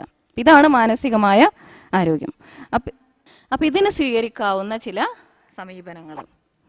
അപ്പം ഈ സമീപനങ്ങൾ എന്ന് പറയുമ്പോൾ എല്ലാ കുട്ടികളിലും ഇപ്പോഴും എല്ലാ സന്ദർഭങ്ങളിലും എല്ലാ കുടുംബങ്ങളിലും പ്രയോഗിക്കാൻ പറ്റിയെന്ന് വരില്ല ഈ പറയുന്ന എല്ലാ സമീപനങ്ങളും. പക്ഷേ ഇതിൽ ചിലതെങ്കിലും ചില സന്ദർഭങ്ങളിൽ ചില കുട്ടികളിൽ നമുക്ക് ഫലപ്രദമായി പ്രയോഗിക്കാൻ സാധിക്കും.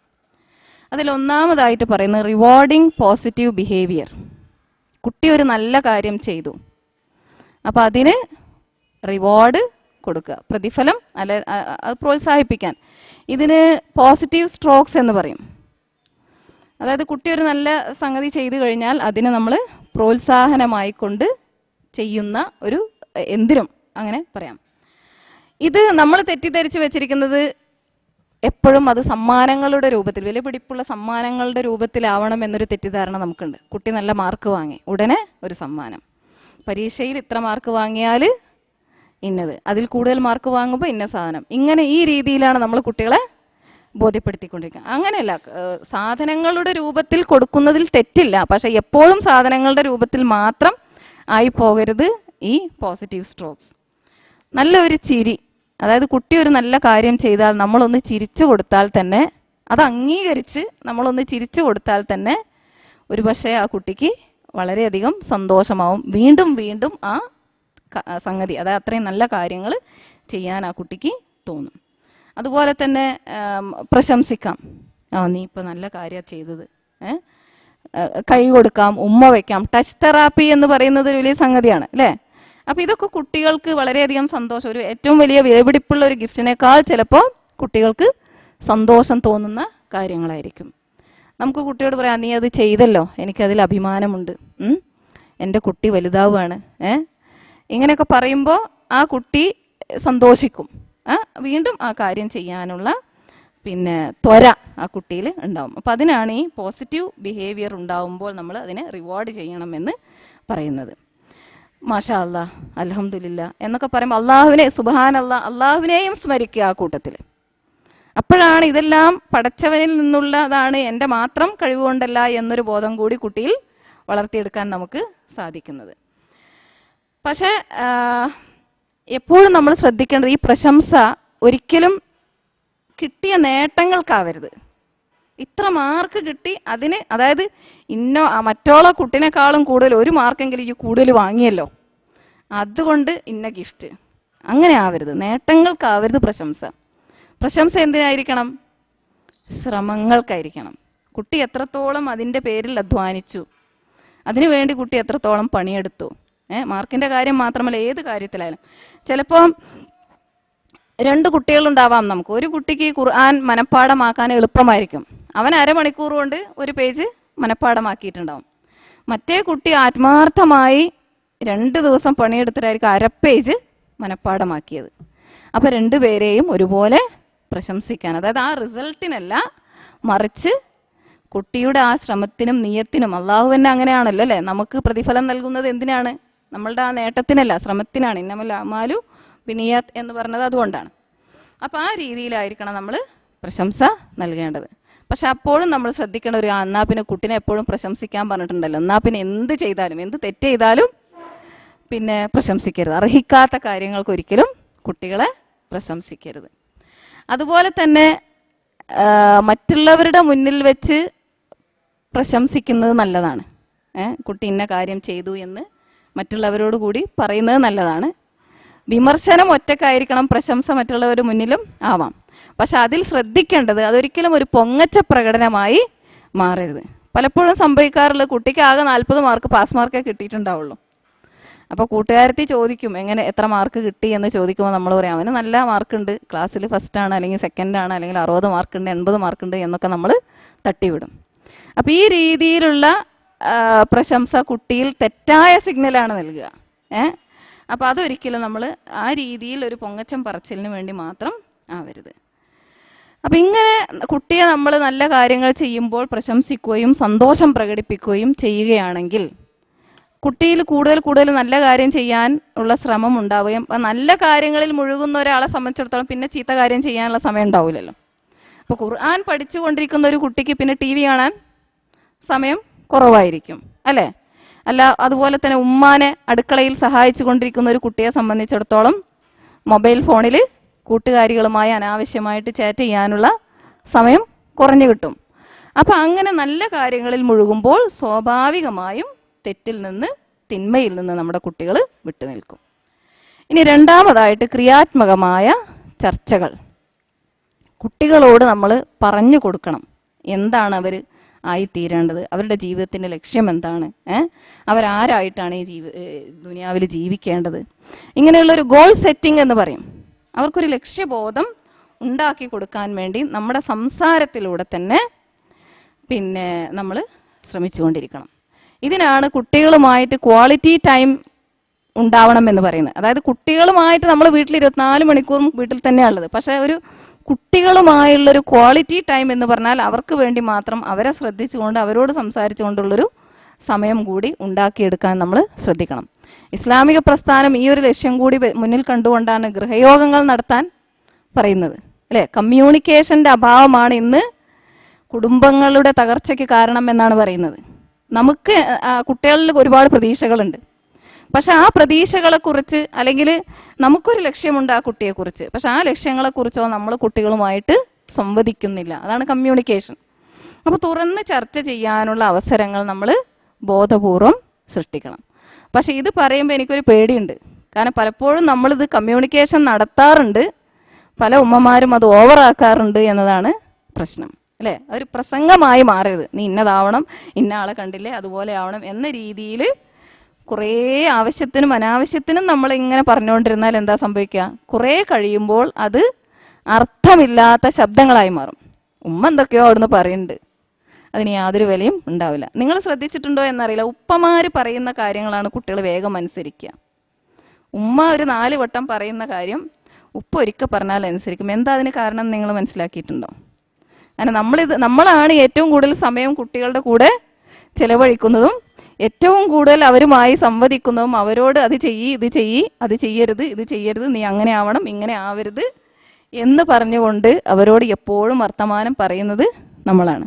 അപ്പോൾ അതുകൊണ്ടാണ് എപ്പോഴെങ്കിലും ഉപ്പ എന്തെങ്കിലും ഒരു നല്ല കാര്യം പറയുമ്പോൾ നമ്മൾ അതുവരെ പറഞ്ഞു തന്നെ ആയിരിക്കും, പക്ഷെ അവരത് അംഗീകരിക്കുന്നത്. അപ്പോൾ ആവശ്യത്തിന് മാത്രമാക്കി മാറ്റുക. എന്നാൽ പറയേണ്ട രീതിയിൽ, പറയേണ്ട സന്ദർഭങ്ങൾ സൃഷ്ടിച്ചുകൊണ്ട് പറയുകയും ചെയ്യുക. ചിലപ്പോൾ നമുക്ക് ഈ കമ്മ്യൂണിക്കേഷൻ, ഈ ചർച്ച, അവരോടുള്ള കമ്മ്യൂണിക്കേഷൻ നമുക്ക് ഇൻഡയറക്റ്റ് ആയിട്ട്, അതായത് നേർക്ക് നേരെ അല്ലാതെയും നടത്താൻ കഴിയും.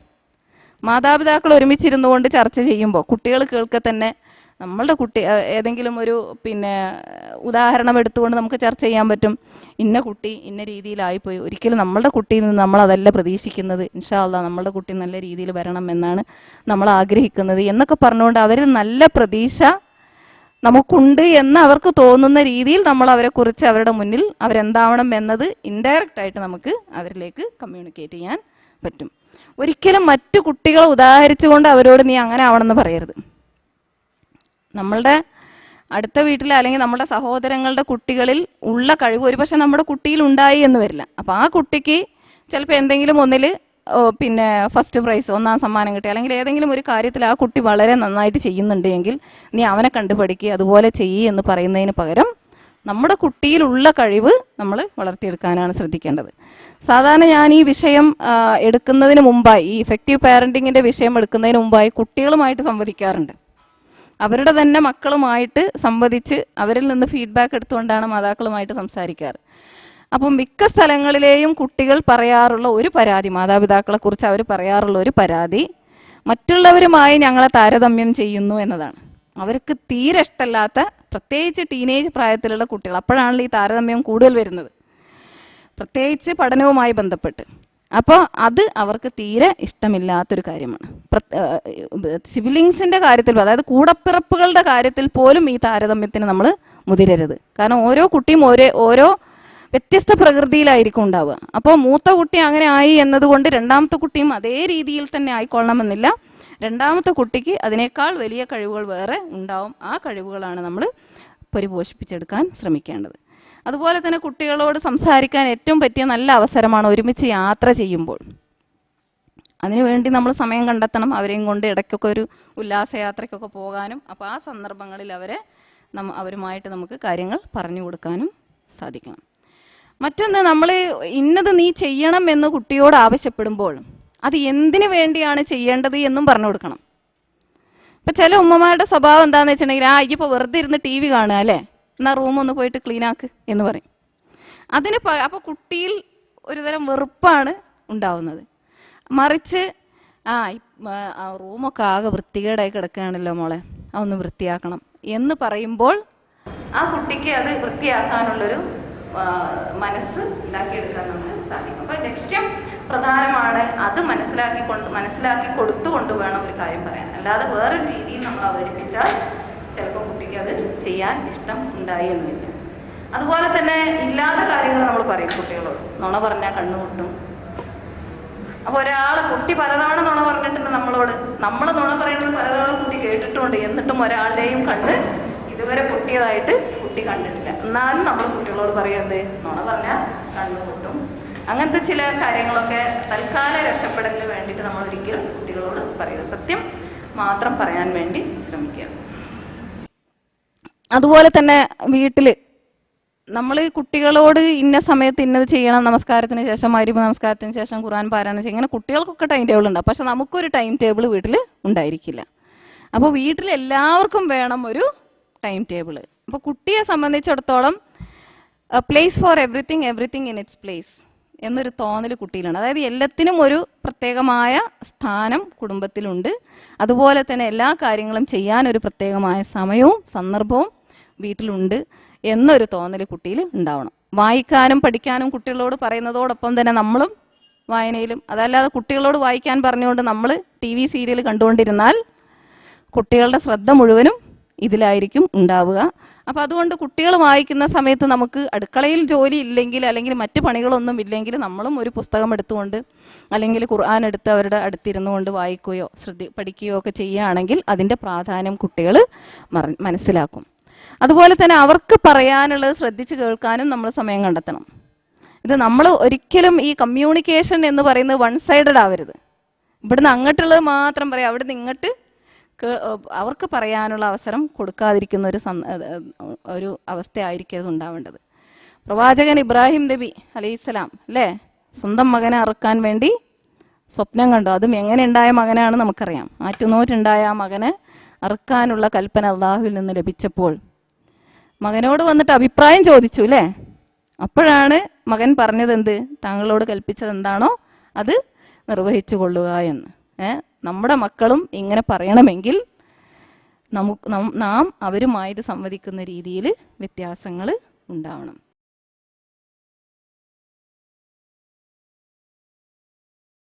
അതുപോലെ തന്നെ ഈ കമ്മ്യൂണിക്കേഷനുമായി ബന്ധപ്പെട്ട് തന്നെയാണ് സെക്സ് എഡ്യൂക്കേഷനും നടക്കേണ്ടത്. അതായത് പ്രായങ്ങളിൽ നടക്കേണ്ടുന്ന ലൈംഗിക വിദ്യാഭ്യാസം സ്കൂളിൽ വേണോ വേണ്ടേ എന്നത് വേറെ ചർച്ചയാണ്. അത് അതിൻ്റെ രീതിയിലുള്ള വ്യത്യാസങ്ങൾ കൊണ്ടാണത് ചർച്ചാ വിഷയമാവുന്നത്.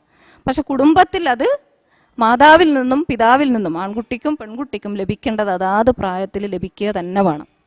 അത് മുൻകൂട്ടി കൊടുക്കണം ഇന്നത്തെ കാലത്ത്.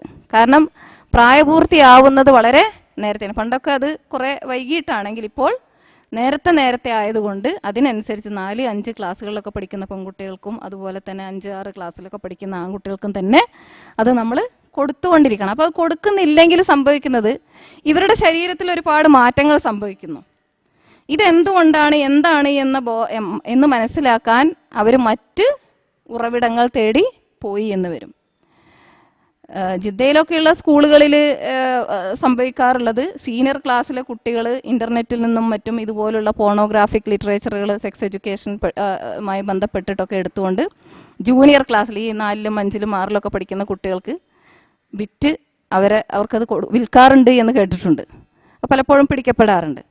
അപ്പം ഇവിടെയും അത് സംഭവിക്കുകയില്ല എന്ന് നമുക്ക് വെക്കേണ്ടതില്ല. എല്ലായിടത്തും കുട്ടികളുടെ ഇടയിൽ, കാരണം ഇവർ മാതാപിതാക്കളിൽ നിന്നും ഇതിനെക്കുറിച്ച് ശരിയായ അറിവ് ലഭിക്കാത്തത് കൊണ്ട് മറ്റ് മേഖലകൾ തേടി പോവുകയും അവിടെ നിന്ന് ചിലപ്പോൾ അവർക്ക് ലഭിക്കുന്നത് ഒരു പക്ഷേ നല്ല അറിവ് തന്നെ, ശരിയായ അറിവ് തന്നെ ലഭിച്ചു എന്ന് വരാം. പക്ഷെ പലപ്പോഴും ലഭിക്കുന്നത് എന്താണ്? തെറ്റായ അറിവുകളായിരിക്കും. അതുപോലുള്ള പുസ്തകങ്ങളും സാഹിത്യങ്ങളും ഒക്കെ നമ്മുടെ ഇടയിൽ മാർക്കറ്റിൽ ലഭ്യമാണ്. അപ്പോൾ അതുകൊണ്ട് കൗമാരപ്രായത്തിലേക്ക് കടന്നുകൊണ്ടിരിക്കുന്ന കുട്ടികൾക്ക് അവർക്ക് വേണ്ടതെല്ലാം, അവർക്ക് വേണ്ട വിദ്യാഭ്യാസം നമ്മിൽ നിന്ന് തന്നെ ലഭിക്കണം. ഏത് പ്രായത്തിലാണ് അവരുടെ ശരീരത്തിൽ എന്ത് മാറ്റമാണ് ഉണ്ടാവുന്നത്, അത് എന്തുകൊണ്ടാണ് ഉണ്ടാവുന്നത് എന്നൊക്കെ പറഞ്ഞു കൊടുക്കാൻ നമുക്ക് സാധിക്കണം. അല്ലെങ്കിൽ അവർ ചിലപ്പോൾ ചില കുട്ടികളിൽ അത് ഒരുപാട് മാനസികമായ രോഗങ്ങൾ വരെ ഉണ്ട്. അപ്രതീക്ഷിതമായി മാസമുറയുണ്ടായ ഒരു കുട്ടി തനിക്ക് ബ്ലഡ് ക്യാൻസർ ആണ് എന്ന് തെറ്റിദ്ധരിക്കുകയും 9ാമത്തെ വയസ്സിൽ മാസമുറയുണ്ടായി. കുട്ടി വിചാരിച്ചത് ബ്ലഡ് ക്യാൻസർ ആണ്. ഇത് കുറേ ദിവസം കഴിഞ്ഞ് കുറേ മാസങ്ങൾക്ക് ശേഷമാണ് ഈ കുട്ടി മറ്റൊരു കുട്ടിയോട് ഞാൻ മരിക്കും എന്ന രീതിയിൽ വളരെ നിരാശയോടുകൂടി കുട്ടി ഇത് സംസാരിക്കുന്നത് അവിചാരിതമായി കേൾക്കാനിടയായപ്പോഴാണ് വീട്ടിലെ മുതിർന്നവർ മനസ്സിലാക്കുന്ന കുട്ടിക്ക് യഥാർത്ഥത്തിൽ സംഭവിച്ചത് ഇതാണ്, കുട്ടി അത് ഇങ്ങനെ തെറ്റിദ്ധരിച്ചതാണ് എന്ന്. അപ്പോൾ അവരെല്ലാം ഇവിടുന്ന് മനസ്സിലാക്കിക്കോളും എന്ന് വെക്കരുത്. നമ്മിൽ നിന്ന് ലഭിക്കേണ്ടത് നമ്മിൽ നിന്ന് തന്നെ അവർക്ക് ലഭിക്കണം. അതുപോലെ തന്നെ നമ്മൾ കുട്ടികളോട് സംസാരിക്കുമ്പോൾ ഒരിക്കലും നിനക്ക് വേണ്ടി ഞാൻ എന്തെല്ലാം ത്യാഗങ്ങളാണ് സഹിക്കുന്നത് എന്ന രീതിയിൽ സംസാരിക്കരുത്. പല മാതാക്കളിൽ നിന്നും വന്നു പോകാറുള്ള ഒരു അബദ്ധമാണത്. നിങ്ങൾക്ക് വേണ്ടി ഞാൻ ഇങ്ങനെ മരിച്ച് പണിയെടുക്കുന്നു, ഞാൻ എത്ര കഷ്ടപ്പെടുന്നു, ഞാൻ എത്ര ബുദ്ധിമുട്ടുന്നു. ഉമ്മ പറയാറുണ്ട്, ചിലപ്പോൾ ഉപ്പ പറയാറുണ്ട്. ഇതൊരിക്കലും നേർക്കുനേരെ നമ്മുടെ കഷ്ടപ്പാടുകൾ അവരോട് പറഞ്ഞ് അവരുടെ സ്നേഹം പിടിച്ചു പറ്റാമെന്ന വ്യാമോഹം നമുക്ക് ആർക്കും വേണ്ട. അത് ഒരുപക്ഷെ അവരിൽ വെറുപ്പാണ് നമ്മിൽ ഉളവാക്കാൻ സാധ്യതയുള്ളത്. മറിച്ച് നമുക്ക് ചെയ്യാവുന്ന മറ്റൊന്നുണ്ട്. എന്താണ്? ഉപ്പയെക്കുറിച്ച് ഉമ്മക്ക് പറയാം. ഉപ്പ പുറത്തു പോയ സാഹചര്യത്തിൽ ഉപ്പ എന്തിനു വേണ്ടിയാണ് ഈ പുറത്ത് പോയിരിക്കുന്നത്? ചിലപ്പോൾ ഉപ്പ പറഞ്ഞിട്ടുണ്ടാവും, വൈകുന്നേരം ഞാൻ 5 മണിയാകുമ്പോൾ വീട്ടിലെത്താം, നിങ്ങളൊക്കെ റെഡി ആയിരിക്കണം, നമുക്ക് ഷോപ്പിങ്ങിന് പോവാം, അല്ലെങ്കിൽ ബീച്ചിൽ പോവാം, പാർക്കിൽ പോവാന്നൊക്കെ പറഞ്ഞിട്ടുണ്ടാവും അല്ലേ? പക്ഷെ ഉപ്പ ലേറ്റ് ആയിട്ടായിരിക്കും വരുന്നത്. അപ്പോൾ ഉമ്മാൻ്റെ റോൾ അവിടെയാണ്. ഉമ്മ എന്ത് ചെയ്യണം? മക്കളോട് പറഞ്ഞു കൊടുക്കണം ഉപ്പ എന്തിനു വേണ്ടിയാണ് പോയത് എന്നും ഉപ്പ ആ പോയതിൻ്റെ ലക്ഷ്യം എന്താണ് എന്നും ആർക്ക് വേണ്ടിയാണ് ഉപ്പ അധ്വാനിക്കുന്നത് എന്ന കാര്യങ്ങൾ ഉമ്മാക്ക് പറഞ്ഞു കൊടുക്കണം. അതുപോലെ തന്നെ ഉപ്പാനെക്കുറിച്ച് സംസാരിക്കുമ്പോൾ ബഹുമാനത്തോടുകൂടി ആദരവോടുകൂടി ഉമ്മ സംസാരിക്കുകയും, അതേപോലെ ഉമ്മ ക്ഷീണം പിടിച്ച് കിടക്കുകയാണ്, അപ്പോൾ ഉപ്പാക്ക് മക്കളോട് പറയാം ഉമ്മ ക്ഷീണിച്ച് കിടക്കുകയാണ്, ഉമ്മാൻ്റെ പ്രായമൊക്കെ വയസ്സായി വരികയാണ്, ഇനി നിങ്ങൾ ഉമ്മാൻ്റെ ജോലികളിലൊക്കെ ഒന്ന് സഹായിക്കണം എന്ന രീതിയിൽ ഉപ്പാക്ക് ഉമ്മായെക്കുറിച്ചും ബഹുമാനത്തോടുകൂടി ഉമ്മാൻ്റെ ത്യാഗങ്ങൾ, ഉമ്മ എന്തിനു വേണ്ടിയാണ് ഈ കുടുംബത്തിൽ കഷ്ടപ്പെടുന്നത് എന്ന രീതിയിൽ പറഞ്ഞു കൊടുക്കുകയാണെങ്കിൽ അത് കുറച്ചുകൂടി അവർക്ക് ഉൾക്കൊള്ളാൻ സാധിക്കും. അതുപോലെ തന്നെ മാന്യമായ ഭാഷയിൽ കുട്ടികളോട് സംസാരിക്കുക എന്നത് എവിടെയും ഒരു ഖുർആനിലോ സുന്നത്തിലോ എവിടെയും പറഞ്ഞിട്ടില്ല എന്ത് മുതിർന്നവരോട് മാന്യമായി സംസാരിക്കണമെന്നും കുട്ടികളോട് നമുക്ക് തോന്നുന്നതെന്തും വിളിച്ചു പറയാമെന്നും എവിടെയും പറഞ്ഞിട്ടില്ല. കുട്ടികളോടും നല്ല രീതിയിൽ, നേരത്തെ പറഞ്ഞല്ലോ നല്ല പേര് വിളിക്കണം എന്ന് പറഞ്ഞതുപോലെ തന്നെ നല്ല രീതിയിൽ തന്നെയാണ് അവരോട് സംസാരിക്കണം. നമുക്കറിയാലോ സൂറത്തുൽ ലുഖ്മാനിൽ യാ ബുനയ്യ, എൻ്റെ പൊന്നു മോനെ എന്ന് വിളിക്കുന്ന രീതിയിലാണ്. അപ്പോൾ മക്കൾ അങ്ങോട്ട് യാ അബത്തി. അപ്പം അങ്ങനെ നല്ല രീതിയിൽ നല്ല പേര് വിളിച്ച് നല്ല ഭാഷയിൽ, മാന്യമായ ഭാഷയിൽ നമ്മൾ കുട്ടികളോട് സംസാരിച്ചാൽ അതേ പ്രതികരണം അവരിൽ നിന്ന് നമുക്ക് ഇങ്ങോട്ടും ലഭിക്കും. മറ്റൊന്ന് ഇരട്ടത്താപ്പാണ്. അതായത് നമ്മിൽ നിന്ന് എന്തെങ്കിലും ഒരു അബദ്ധം വന്നു പോയാൽ, ഉദാഹരണം പറയുകയാണെങ്കിൽ ഒരു ഗ്ലാസ് വെള്ളം ഇവിടെ ഈ മേശപ്പുറത്തുണ്ട്.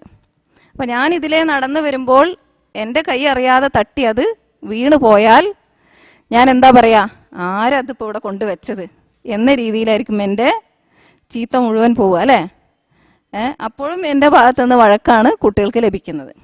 ഇനി അതേ വെള്ളം അതേ സ്ഥാനത്ത് ഉണ്ടാവുകയും കുട്ടി എങ്ങാനും അത് തട്ടിത്തെറിപ്പിക്കുകയും ചെയ്താലോ, ഉടനെ പറയും, നിന്നോട് എപ്പോഴും ഞാൻ പറയാറില്ലേ ശ്രദ്ധിച്ചേ നടക്കാവൂ, കണ്ടില്ലേ അശ്രദ്ധ കൊണ്ടാണ് എന്നൊക്കെ പറഞ്ഞുകൊണ്ട് ചീത്ത പറയാം. അപ്പം ഇങ്ങനെയുള്ള ഇരട്ടത്താപ്പുകൾ ഒരിക്കലും നമ്മുടെ ഭാഗത്തുനിന്ന് ഉണ്ടാവാൻ പാടില്ല.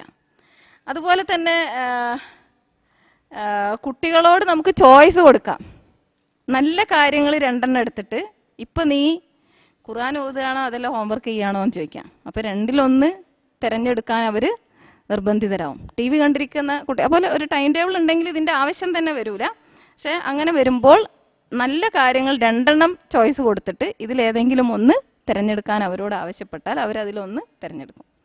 മറ്റൊന്ന്, മുൻവിധികളോടുകൂടി നമ്മൾ അവരോട് സംസാരിക്കരുത് എന്നതാണ്. ഇതൊക്കെ അവരുമായിട്ടുള്ള കമ്മ്യൂണിക്കേഷനുമായി ബന്ധപ്പെട്ട് വരുന്നതാണ്. മുൻവിധികളോട് കൂടി സംസാരിക്കുക എന്ന് തന്നെ ഒരു ഉദാഹരണം പറയുകയാണെങ്കിൽ, കുട്ടി പരീക്ഷയൊക്കെ കഴിഞ്ഞ് വന്നാൽ ആദ്യം ഉമ്മ ചോദിക്കുന്നത് എത്ര എണ്ണം തെറ്റിച്ചു, അല്ലെങ്കിൽ എത്ര ചോദ്യം വിട്ടു.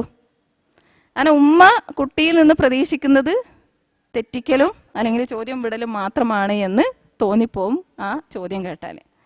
അതുപോലെ തന്നെ അപ്പുറത്തെ റൂമിൽ ഇരുന്ന് കുട്ടി കളിക്കുക അല്ലെങ്കിൽ നല്ല കാര്യം എന്തെങ്കിലും ചെയ്തുകൊണ്ടിരിക്കുക. അപ്പോൾ നമ്മൾ ഇപ്പുറത്തെ റൂമിൽ നിന്ന് അല്ലെങ്കിൽ അടുക്കളയിൽ തിരക്കിട്ട പണിൻ്റെ ഇടയിൽ നമ്മൾ വിളിച്ച് ചോദിക്കണം, അവിടെ എന്തോ പണി ഒപ്പിക്കുന്നുണ്ടല്ലേ, അല്ലെങ്കിൽ അവിടെ എന്തോ ഒരു കള്ളത്തരം ചെയ്യുന്നുണ്ടല്ലോ എന്ന രീതിയിൽ ഒരിക്കലും നമ്മൾ തെറ്റായ വിധികളോടുകൂടി നമ്മൾ അവരോട് സംസാരിക്കരുത്. എപ്പോഴും നല്ല പ്രതീക്ഷകൾ പ്രകടിപ്പിച്ചുകൊണ്ട് നമ്മുടെ കുട്ടി ഒരിക്കലും അങ്ങനെ ചെയ്യില്ല, അല്ലെങ്കിൽ നമ്മുടെ മോള് ഒരിക്കലും അങ്ങനെ ചെയ്യില്ല എന്ന രീതിയിലേ നമ്മൾ സംസാരിക്കാവൂ.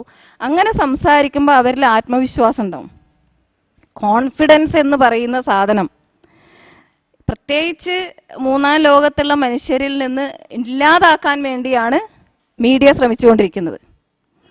അതുകൊണ്ടാണ് ഒരു പ്രത്യേക പേസ്റ്റ് തേച്ചാലേ അല്ലെങ്കിൽ എല്ലാവരും വായ മണപ്പിച്ച് നടക്കുകയാണെന്നുള്ള രീതിയിലാണ് പരസ്യങ്ങൾ അല്ലേ. അതുപോലെ തന്നെ വെളുത്തവർക്ക് മാത്രമേ സൗന്ദര്യമുള്ളൂ, അതിന് പ്രത്യേകതരം ക്രീമുകൾ നമ്മൾ പുരട്ടുകയും വേണം, അല്ലെങ്കിൽ സൗന്ദര്യമില്ല. അപ്പം ഇങ്ങനെ തുടങ്ങിയിട്ട് ശരീരം മണക്കുന്ന ഒരു പ്രത്യേക സോപ്പ് തേച്ചാലേ ആ മണം പോവുള്ളൂ. ഇങ്ങനെ മീഡിയ ചെയ്തുകൊണ്ടിരിക്കുന്നത് എന്താണ്, ഒരുതരം അധമബോധം നമ്മിൽ സൃഷ്ടിച്ചുകൊണ്ടിരിക്കുകയാണ്. മൂന്നാം ലോകത്തുള്ള മനുഷ്യരിൽ വിശേഷിച്ചും മുസ്ലിങ്ങളിൽ ഇത് സൃഷ്ടിക്കപ്പെട്ടുകൊണ്ടിരിക്കുകയാണ്. അപ്പം നമ്മളാണ് എന്ത് ചെയ്യേണ്ടത്, നമ്മുടെ കുട്ടികളിൽ അല്ല നിനക്കത് കഴിയും, നീ അതിന് ശ്രമിച്ചാൽ നിനക്കതിന് സാധിക്കും എന്ന രീതിയിൽ അവരിൽ ആത്മവിശ്വാസം വളർത്തുന്ന രീതിയിൽ അവരെ പ്രോത്സാഹിപ്പിക്കുന്ന രീതിയിലാണ് നമ്മളെപ്പോഴും സംസാരിക്കേണ്ടത്. അല്ലാതെ അവരെ ഇടിച്ചു താഴ്ത്തുന്ന നിനക്കതിന് കഴിയോ, അല്ലെങ്കിൽ നീ എന്തിനാ അതിന് മെനക്കിടുന്നത്, അല്ലെങ്കിൽ വെറുതെ ഒരു പണി എടുക്കുകയാണ് എന്ന രീതിയിലായിരിക്കരുത് ഒരിക്കലും നമ്മൾ അവരോട് സംസാരിക്കേണ്ടത്. അതുപോലെ തന്നെ ചിലപ്പോൾ നമ്മൾ അപ്രായോഗികമായ നിയമങ്ങൾ അടിച്ചേൽപ്പിക്കാറുണ്ട്. അതായത് ഇന്ന് മുതൽ, അതുവരെ ഇപ്പോൾ ഒരു ക്ലാസ്സൊക്കെ കേട്ട് പോയി കഴിഞ്ഞാൽ ഖുർആൻ ക്ലാസ്സിൽ നന്നായിട്ട് അല്ലെങ്കിൽ സ്റ്റഡി ക്ലാസ്സിൽ പോയപ്പോൾ നന്നായിട്ട് TV-യുടെ ദൂഷ്യവശങ്ങളെക്കുറിച്ച് പറഞ്ഞു.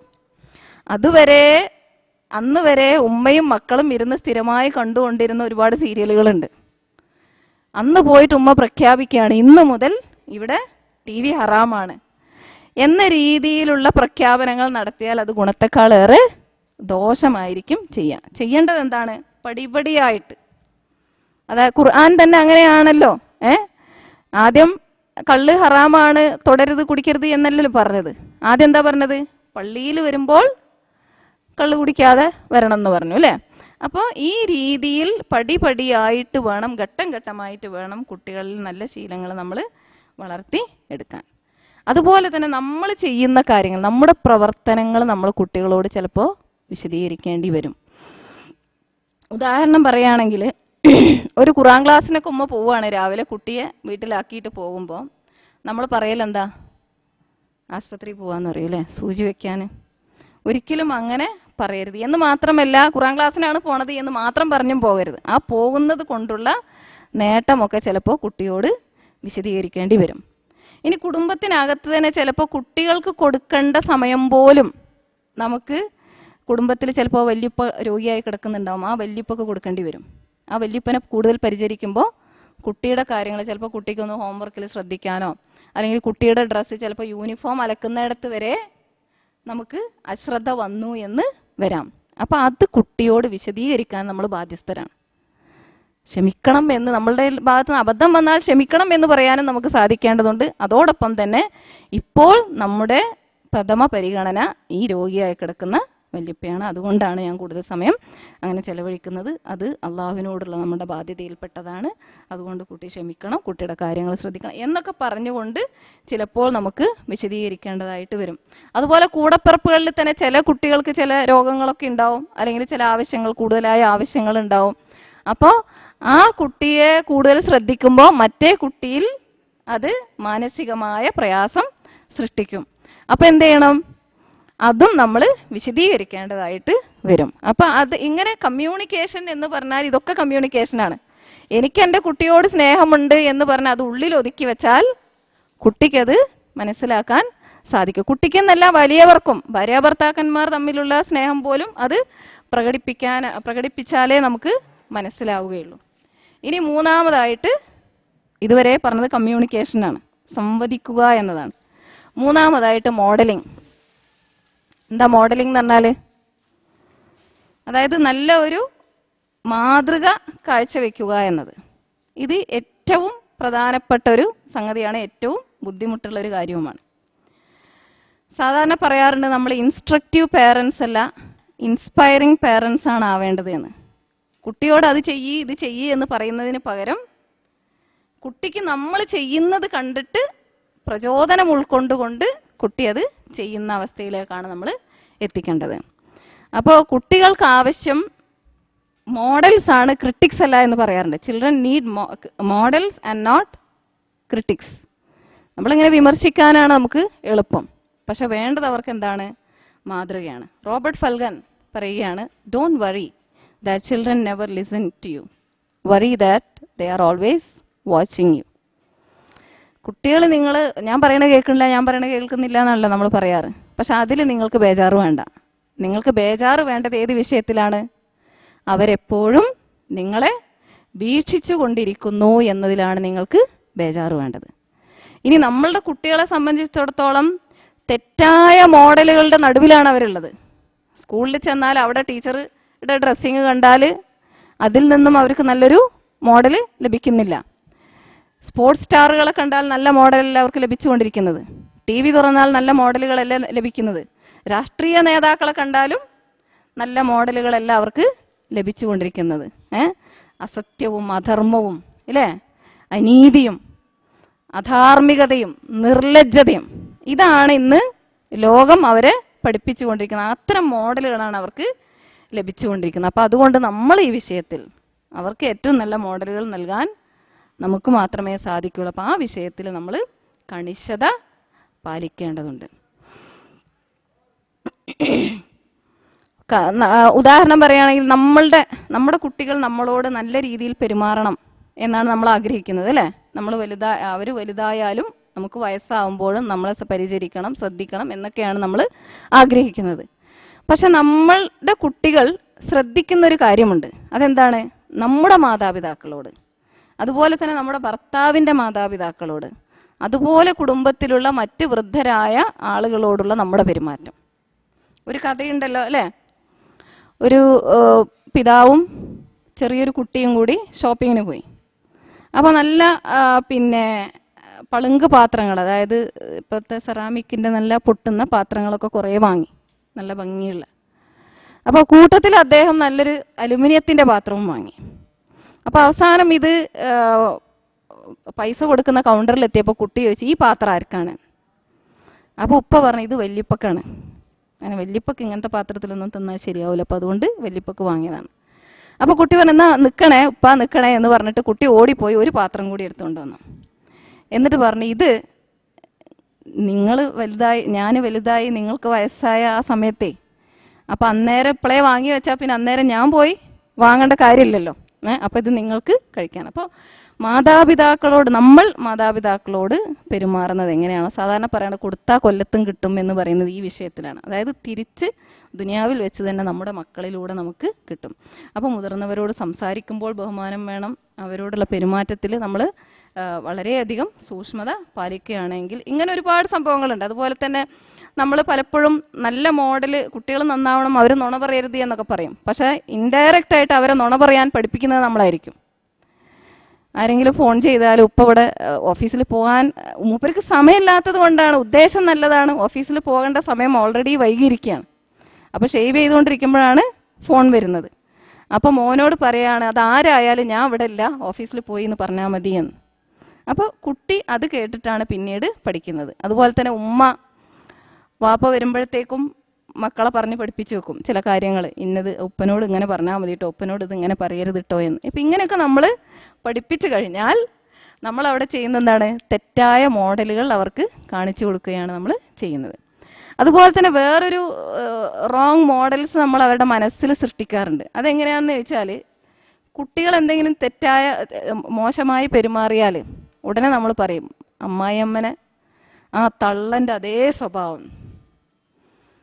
അതായത് അമ്മായിയമ്മനോടുള്ള ദേഷ്യം മുഴുവനും ഈ കുട്ടിയിൽ പ്രകടിപ്പിച്ചുകൊണ്ട്, അപ്പോൾ കുട്ടിയുടെ മനസ്സിലൊരു ചിത്രം വരികയാണ്, അപ്പോൾ ഞാൻ വല്യമ്മനെ പോലെയാണ്, അപ്പോൾ വല്യമ്മയിലുള്ള എല്ലാ മോശമായ പെരുമാറ്റവും ഞാൻ അനുകരിക്കേണ്ടതാണ് എന്നൊക്കെയുള്ള. അപ്പം ഇങ്ങനെ തുടങ്ങിയിട്ട് നമ്മൾ നല്ലൊരു മോഡൽ, നല്ലൊരു മാതൃക നമ്മൾ കുട്ടികൾക്ക് കാഴ്ചവെക്കുന്നില്ലെങ്കിൽ അവർ തെറ്റായ രീതികളിലായിരിക്കും വളർന്നു വരിക.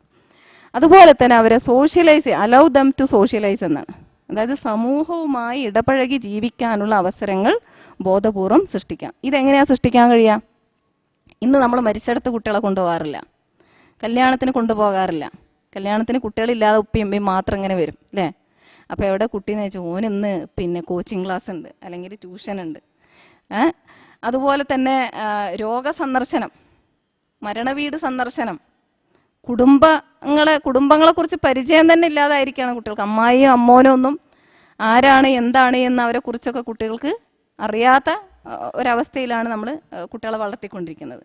ഏത് സമയവും പഠനം എന്ന ഒരു ചിന്ത മാത്രം. അപ്പോൾ അത് മാറി അവർ അയൽപ്പക്കവുമായും കുടുംബത്തിലുള്ള മറ്റംഗങ്ങളുമായും ഒക്കെ ഇടപഴകാനുള്ള അവസരങ്ങൾ നമ്മൾ ഒരു ബോധപൂർവം സൃഷ്ടിക്കുക. പ്രത്യേകിച്ച് വീടും രോഗസന്ദർശനവും ഒക്കെ ആവശ്യമാണ്. പലപ്പോഴും നമ്മൾ പറയാണ്ട് കുട്ടികളൊക്കെ അത്തരം സന്ദർഭങ്ങളിൽ കൊണ്ടുപോയാൽ അവർക്ക് പെരുമാറാൻ അറിയില്ല, അതുകൊണ്ട് അത് ബുദ്ധിമുട്ടാവുമെന്ന്. പക്ഷെ സാധാരണ കൊണ്ടുപോകുന്ന കുട്ടികൾക്കറിയാം അത്തരം സാഹചര്യങ്ങളിൽ എങ്ങനെയാണ് പെരുമാറേണ്ടത് എന്ന്. അപ്പോൾ കൊണ്ടുപോകുന്നതിന് മുമ്പായി തന്നെ നമ്മൾ അവരോട് പറഞ്ഞു കൊടുക്കണം, അവിടെ ചെന്നാൽ നമ്മൾ പോകുന്നത് ഒരു മരണ വീട്ടിലേക്കാണ്, അത് എങ്ങനെയാണ് അവിടെ പെരുമാറേണ്ടത്. അപ്പം അതിലൂടെ നമുക്ക് ഒരു വലിയൊരു പാഠം കൂടി കുട്ടികളെ പഠിപ്പിക്കാൻ നമുക്ക് സാധിക്കും. അപ്പോൾ അതുകൊണ്ട് നമ്മളെപ്പോഴും അതിൽ ശ്രദ്ധിക്കണം, കുട്ടികളെ അലൗ ദം ടു സോഷ്യലൈസ്. ഇനി അഞ്ചാമതായി ഇൻവോൾവിങ്. ഞാൻ നേരത്തെ കായികാഭ്യാസം എന്ന് പറഞ്ഞ കൂട്ടത്തിൽ പറഞ്ഞത്, അതായത് നമ്മൾ ചെയ്യുന്ന എല്ലാ പരിശ്രമങ്ങളിലും അവരെ കൂടി പങ്കാളികളാക്കുക. നമ്മൾ ചെയ്യുന്ന വീട്ടിലെ ചെറിയ ചെറിയ ജോലികൾ, വാപ്പ കടയിൽ പോയി സാധനം വാങ്ങുന്നിടത്ത്, പരീക്ഷാകാലത്ത് പോലും ചുരുങ്ങിയത് അരമണിക്കൂറെങ്കിലും കുട്ടികളെ വീട്ടിലെ ജോലികൾ എടുക്കാൻ പ്രേരിപ്പിക്കണം. അപ്പോൾ അവർക്ക് സമയത്തിൻ്റെ വില അറിയും, ബാക്കിയുള്ള സമയത്ത് അവർ പഠിച്ചാൽ തലയിൽ കയറുകയും ചെയ്യും. ഇത് സദാസമയവും റൂമിൽ അടച്ചു പൂട്ടിയിരുന്ന് പഠിക്കുന്ന ഒരു കുട്ടിയെ സംബന്ധിച്ചിടത്തോളം പുറത്തുള്ള ഡിസ്റ്റർബൻസ്, അതായത് ശല്യങ്ങളില്ലെങ്കിലും ഇൻറ്റേർണൽ ഡിസ്റ്റർബൻസ് എന്ന് പറഞ്ഞിട്ടൊന്നുണ്ട്. മുഴുവൻ സമയവും എൻ്റെ കയ്യിലാണുള്ളത്. അപ്പോൾ അതുകൊണ്ട് എനിക്ക് തോന്നിയ രീതിയിൽ എപ്പോൾ വേണമെങ്കിലും പഠിക്കാം എന്നൊരു തോന്നലുണ്ടാവുമ്പോൾ ചിലപ്പോൾ ഒരുപാട് മനസ്സ് വേറെ എവിടെയൊക്കെയോ പോകും. മുന്നിൽ പുസ്തകം ഉണ്ടാവും, വായിക്കുന്നുണ്ടാവും. പക്ഷേ അതേസമയം നമ്മുടെ ദൈനംദിന പ്രവർത്തനങ്ങളുമായി, നമ്മുടെ ബജറ്റിങ്ങുമായിട്ട്, സാമ്പത്തിക കാര്യങ്ങൾ, ഇതിലൊക്കെ അവരെയും കൂടി നമ്മൾ ഉൾപ്പെടുത്തുമ്പോൾ അവർക്ക് സമയത്തിൻ്റെ വില, സമ്പത്തിൻ്റെ വില, അധ്വാനത്തിൻ്റെ വില ഇതൊക്കെ മനസ്സിലാവുമ്പോൾ കുറച്ചുകൂടി അവരിൽ ലക്ഷ്യബോധം ഉണ്ടാവും. ഇപ്പോൾ പെരുന്നാളൊക്കെയാണ് വരുന്നത്, പെരുന്നാളിന് ഡ്രസ്സ് എടുക്കണം. നമ്മൾ എന്താ ചെയ്യൽ? അവർ ചോദിക്കുന്ന ഡ്രസ്സ്, ഏത് ബ്രാൻഡ് ഡ്രസ്സാണോ അവർ ചോദിക്കുന്നത് അത് നമ്മളങ്ങ് വാങ്ങിക്കൊടുക്കുന്നു എന്നല്ലാതെ അവരോട് നമ്മുടെ സാമ്പത്തികമായ പരാധീനതകളെക്കുറിച്ചോ അല്ലെങ്കിൽ എത്രയാണ് നമ്മുടെ ബജറ്റ് എത്രയാണ്, നമുക്ക് എത്രത്തോളം കഴിയും എന്നതിനെക്കുറിച്ചോ ഉള്ള ചർച്ചകളൊന്നും അതിന് മുമ്പായിട്ട് നമ്മൾ നടത്താറില്ല. പക്ഷെ ഞാൻ പറയുന്നു, നമ്മൾ ഷോപ്പിങ്ങിന് പോകുന്നതിന് മുമ്പായിട്ട് ഇത്തരം വിഷയങ്ങളെക്കുറിച്ചുള്ള ഒരു ചർച്ച ആദ്യം നടക്കേണ്ടതുണ്ട്. ആ ബജറ്റ് പറഞ്ഞുകൊണ്ട് ഇത്ര രൂപക്കുള്ളിൽ ഇന്ന കണ്ടീഷനോട് കൂടിയിട്ടുള്ള ഡ്രസ്സ് നിനക്കെടുക്കാം എന്ന് പറയുമ്പോൾ ചിലപ്പോൾ ആ പറഞ്ഞ നമ്മളൊരു 1000 രൂപയാണ് പറഞ്ഞതെങ്കിൽ കുട്ടി ചിലപ്പോൾ എടുക്കൽ ഒരു 800 രൂപേൻ്റെതായിരിക്കും. അതല്ല അവരോട് ഈ വിഷയം ഒന്നും പറയാതെ അവരെ ഇതിൽ ഇൻവോൾവ് ചെയ്യാതെയാണ് നമ്മൾ കൊണ്ടുപോകുന്നതെങ്കിൽ ചിലപ്പോൾ നമ്മളൊരു 1000-ന് എടുത്തു കൊടുക്കാൻ വിചാരിച്ചെടുത്ത് 2000 ഒക്കെ ആയിപ്പോയി എന്ന് വരും. അപ്പോൾ ഈ വരുന്നതിൻ്റെ സമ്പത്തിൻ്റെയും ഇതിൻ്റെയൊക്കെ വില നമ്മൾ കുട്ടികളെ എപ്പോഴും പഠിപ്പിച്ച് കൊണ്ടിരിക്കണം. അതുപോലെ തന്നെ നുണ പറഞ്ഞ് പറ്റിക്കാതിരിക്കുക എന്നുള്ളത് ഞാൻ നേരത്തെ സൂചിപ്പിച്ചിരുന്നത്. ഖുർആൻ ക്ലാസ്സിന് പോകുമ്പോൾ ആശുപത്രി പോകാമെന്ന് പറയാം. അതുപോലെ ചോറ് തിന്നാൽ ഐസ്ക്രീം തരാമെന്നറിയും. ചോറ് തിന്നാൽ ഐസ്ക്രീം തരാമെന്ന് പറയുന്നിട്ട് ഐസ്ക്രീം കൊടുക്കൂല. ഇങ്ങോട്ട് വാ എന്ന് പറഞ്ഞിട്ട് ഒരു മിഠായി തരാമെന്ന് പറഞ്ഞ ഒരു സഹാബി വനിത അങ്ങനെ ചെയ്തപ്പോൾ നബി സല്ലല്ലാഹു അലൈഹി വസല്ലമ ചോദിച്ചു, അല്ലേ, യഥാർത്ഥത്തിൽ താങ്കളുടെ കയ്യിൽ അങ്ങനെ ഉണ്ടോ എന്നത്. പിന്നെ ചില സമയത്ത് കുട്ടികൾ ചില ചോദ്യങ്ങൾ ചോദിച്ച് നമ്മളെ കുഴക്കാറുണ്ട്. അപ്പോഴും നമ്മൾ നുണയാ പറയാം, കാക്ക കുത്തിയിട്ടതാണ്, അതായത് ഞാൻ എങ്ങനെ ഉണ്ടായിരുന്നു ചോദിക്കും. അപ്പോൾ പറയും ഞങ്ങൾ ഇന്ന സ്ഥലത്തു നിന്ന് വാങ്ങിയതാണ്, അല്ലെങ്കിൽ കാക്ക കൊത്തിയിട്ടിട്ടതാണ്. ഇങ്ങനെയൊക്കെ പറഞ്ഞു കൊടുത്താൽ കുട്ടിക്ക് കുറച്ച് കഴിയുമ്പോൾ തോന്നും ഉമ്മത് പറ്റിച്ചതാണ്. അപ്പോൾ ശരിക്കും അവർക്ക് മനസ്സിലാവുന്ന രീതിയിൽ നമ്മൾ കാര്യങ്ങൾ മനസ്സിലാക്കി കൊടുക്കുകയാണ് വേണ്ടത്. ഇനി ഈ രീതിയിൽ നമ്മൾ ശ്രദ്ധിക്കുകയാണെങ്കിൽ കുട്ടികളിൽ പോസിറ്റീവ് ബിഹേവിയർ, അതായത് നല്ല സ്വഭാവങ്ങൾ വളർത്തിയെടുക്കാൻ നമുക്ക് സാധിക്കും. അപ്പം ഇനി കുട്ടികളിലുള്ള ദുസ്വഭാവങ്ങളും ദുശ്ശീലങ്ങളും, ഓൾറെഡി ഉള്ള ദുസ്വഭാവങ്ങളും ദുശ്ശീലങ്ങളും മാറ്റിയെടുക്കാൻ ചില വഴികൾ കൂടി പറഞ്ഞുകൊണ്ട് ഞാൻ അവസാനിപ്പിക്കാം. അതിലൊന്നാമതായിട്ട് അത് ഇഗ്നോർ ചെയ്യുക എന്നുള്ളതാണ്, അത് അവഗണിക്കുക. കുട്ടി എന്തെങ്കിലും വികൃതി കളിക്കുമ്പോൾ അല്ലെങ്കിൽ എന്തെങ്കിലും തെറ്റായ കാര്യങ്ങൾ ചെയ്യുമ്പോൾ അതൊരു വലിയൊരു വിഷയമാക്കി എടുക്കാതെ അവഗണിക്കുക. അവഗണിക്കുക എന്ന് പറഞ്ഞാൽ എല്ലാ തെറ്റുകളെയും അങ്ങനെ അവഗണിക്കണം എന്നല്ല, ചില തെറ്റുകൾ അങ്ങനെ നമുക്ക് അവഗണിക്കാൻ പറ്റുന്നതായിട്ടുണ്ടാവും, അത് അവഗണിക്കുക. അത് ഏതാണെന്ന് ചോദിച്ചാൽ, ഉദാഹരണം പറയുകയാണെങ്കിൽ, ചില കുട്ടികൾ നമ്മളുടെ ശ്രദ്ധ കിട്ടാൻ വേണ്ടി ഇങ്ങനെ ഒരു സദസ്സിൽ പോയിരുന്നാൽ എല്ലാവരെയും ശ്രദ്ധ കിട്ടാൻ വേണ്ടി ഓടിക്കളിക്കും, വാശി പിടിച്ച് കരയാം. അപ്പോൾ കുറച്ച് നേരം അവരെ മാറ്റി നിർത്തി നമ്മൾ അത് ശ്രദ്ധിക്കാതിരുന്നാൽ തനിയെ അവർ മാറിക്കോളും. അതല്ല, അവർ ചെറുതായിട്ട് എന്തെങ്കിലും പറയുമ്പോഴത്തേക്കും അവരുടെ മുഴുവൻ ശ്രദ്ധയും, ആ സദസ്സിലുള്ള എല്ലാവരുടെയും മുഴുവൻ ശ്രദ്ധയും ആ കുട്ടിയിലായാൽ ആ കുട്ടിയിൽ അതിങ്ങനെ വർദ്ധിച്ചു വരികയാണ് ചെയ്യാം. അതുപോലെ തന്നെ ഒരു നല്ല കാര്യം ചെയ്യാനുള്ള ശ്രമത്തിൻ്റെ ഇടയിലായിരിക്കും ചില അബദ്ധങ്ങൾ സംഭവിക്കുക, അതും നമ്മൾ അവഗണിക്കണം. ഉദാഹരണം പറയുകയാണെങ്കിൽ, കുട്ടി നല്ലൊരു ചിത്രം വരയ്ക്കാനിരുന്നതാണ്. അപ്പോൾ ആ ചിത്രം വരയ്ക്കുന്നതിൻ്റെ ഇടയിൽ ആ പെയിൻറ്റ് തട്ടി ഒന്നായിട്ട് വൃത്തികേടായ ക്യാൻവാസ് അല്ലെങ്കിൽ പേപ്പർ. അപ്പോൾ നമ്മൾ സാരമില്ല, അടുത്ത പ്രാവശ്യം ഒന്ന് ശ്രദ്ധിച്ചാൽ മതി എന്ന് പറഞ്ഞുകൊണ്ട് അതിനെ അവഗണിക്കുകയാണ് വേണ്ട. അല്ലാതെ അതിൻ്റെ പേരിൽ ആ കുട്ടിയെ അങ്ങനെ ദിവസങ്ങളോളം വഴക്ക് പറയേണ്ട കാര്യമില്ല. അപ്പോൾ അങ്ങനെ പറയുമ്പോൾ കുട്ടിക്ക് വീണ്ടും വീണ്ടും ആ തെറ്റ് ചെയ്യാനുള്ള, ചില കുട്ടികൾ ശ്രദ്ധ കിട്ടാൻ വേണ്ടി മാത്രം, സ്കൂളിലൊക്കെ ഞങ്ങൾ അധ്യാപകർ പറയണത്, വീട്ടിൽ ശ്രദ്ധ കിട്ടാത്ത കുട്ടികളാണ് കൂടുതൽ വികൃതി കുട്ടികളായിട്ട് സ്കൂളിൽ കാണപ്പെടാറ്. കാരണം എന്താ വെച്ചിട്ടുണ്ടെങ്കിൽ എല്ലാവരെയും ശ്രദ്ധ കിട്ടാൻ വേണ്ടിയിട്ട് അവർ എന്നെ തല്ലിയിട്ടെങ്കിലും എന്നെ ഒന്ന് ശ്രദ്ധിക്കുക എന്ന ഡിമാൻഡാണ്, സൈക്കോളജിക്കൽ ഡിമാൻഡാണ് ആ കുട്ടിയിൽ നിന്ന് ഉണ്ടാവുന്നത്. അപ്പോൾ അത്തരം സാഹചര്യങ്ങളിൽ അവരെ അവഗണിക്കുകയാണ് വേണ്ടത്. പക്ഷെ അതൊരിക്കലും ഒരു ലേസി പേരൻറ്റിൻ്റെ എക്സ്ക്യൂസ് ആവരുത്. അവഗണിക്കാൻ പറഞ്ഞല്ലോ, അതുകൊണ്ട് എല്ലാ തെറ്റിനെയും അവഗണിക്കാമെന്നല്ല, അത് സന്ദർഭത്തിനും സാഹചര്യത്തിനും അനുസരിച്ച്. രണ്ടാമതായിട്ട് സബ്സ്റ്റിറ്റ്യൂട്ടിങ്, പകരം വെക്കുക എന്നത്. അതായത് ഉദാഹരണം പറയുകയാണെങ്കിൽ, വിരൽ കുടിക്കുന്ന സ്വഭാവമുള്ള കുട്ടികളുണ്ടാവും അല്ലേ, ചെറുപ്പത്തിൽ ചില കുട്ടികൾ. അപ്പോൾ ഈ വിരൽ കുടിക്കുന്ന കുട്ടിയുമായിട്ടൊരു യുദ്ധമാണ് ഉമ്മ നടത്തുക. ഉമ്മ അങ്ങോട്ട് പിടിച്ചു വലിക്കും, കുട്ടി അങ്ങോട്ടും പിടിച്ചു വലിക്കും, ഉമ്മ അങ്ങോട്ട് പിടിച്ചു വലിക്കും അല്ലേ. അതിന് പകരം ആ കയ്യിൽ നല്ല കളർഫുള്ളായിട്ടുള്ള നല്ല നിറങ്ങളൊക്കെയുള്ള ഒരു കളിപ്പാട്ടം കുട്ടിക്ക് വെച്ച് കൊടുത്താൽ കുട്ടിയുടെ കൈ അതിൽ മുഴുകുമ്പോൾ പിന്നെ വായിലേക്ക് കൊണ്ടുപോകാനുള്ള സമയം ഉണ്ടാവില്ല. അല്ലെങ്കിൽ കുട്ടിയുമായിട്ട് സംസാരിക്കുക. നിറങ്ങളെപ്പോഴും, വളരുന്ന കുട്ടികളുടെ കാര്യത്തിൽ നിറങ്ങളെപ്പോഴും പ്രയോജനപ്പെടുത്തണമെന്നാണ്. അള്ളാഹു സുബ്ഹാനഹു വ തആല ഈ പ്രകൃതി എന്നെ സൃഷ്ടിച്ചത് എങ്ങനെയാണ്? നിറങ്ങളാൽ സമ്പുഷ്ടമായിക്കൊണ്ടാണ് അല്ലേ. അപ്പോൾ അത് ഒരു മനുഷ്യൻ്റെ മാനസികവും ശാരീരികവുമായ വളർച്ചയ്ക്ക് വളരെ ആവശ്യമാണ്. അത് ഒരു ഉത്സാഹം നൽകും.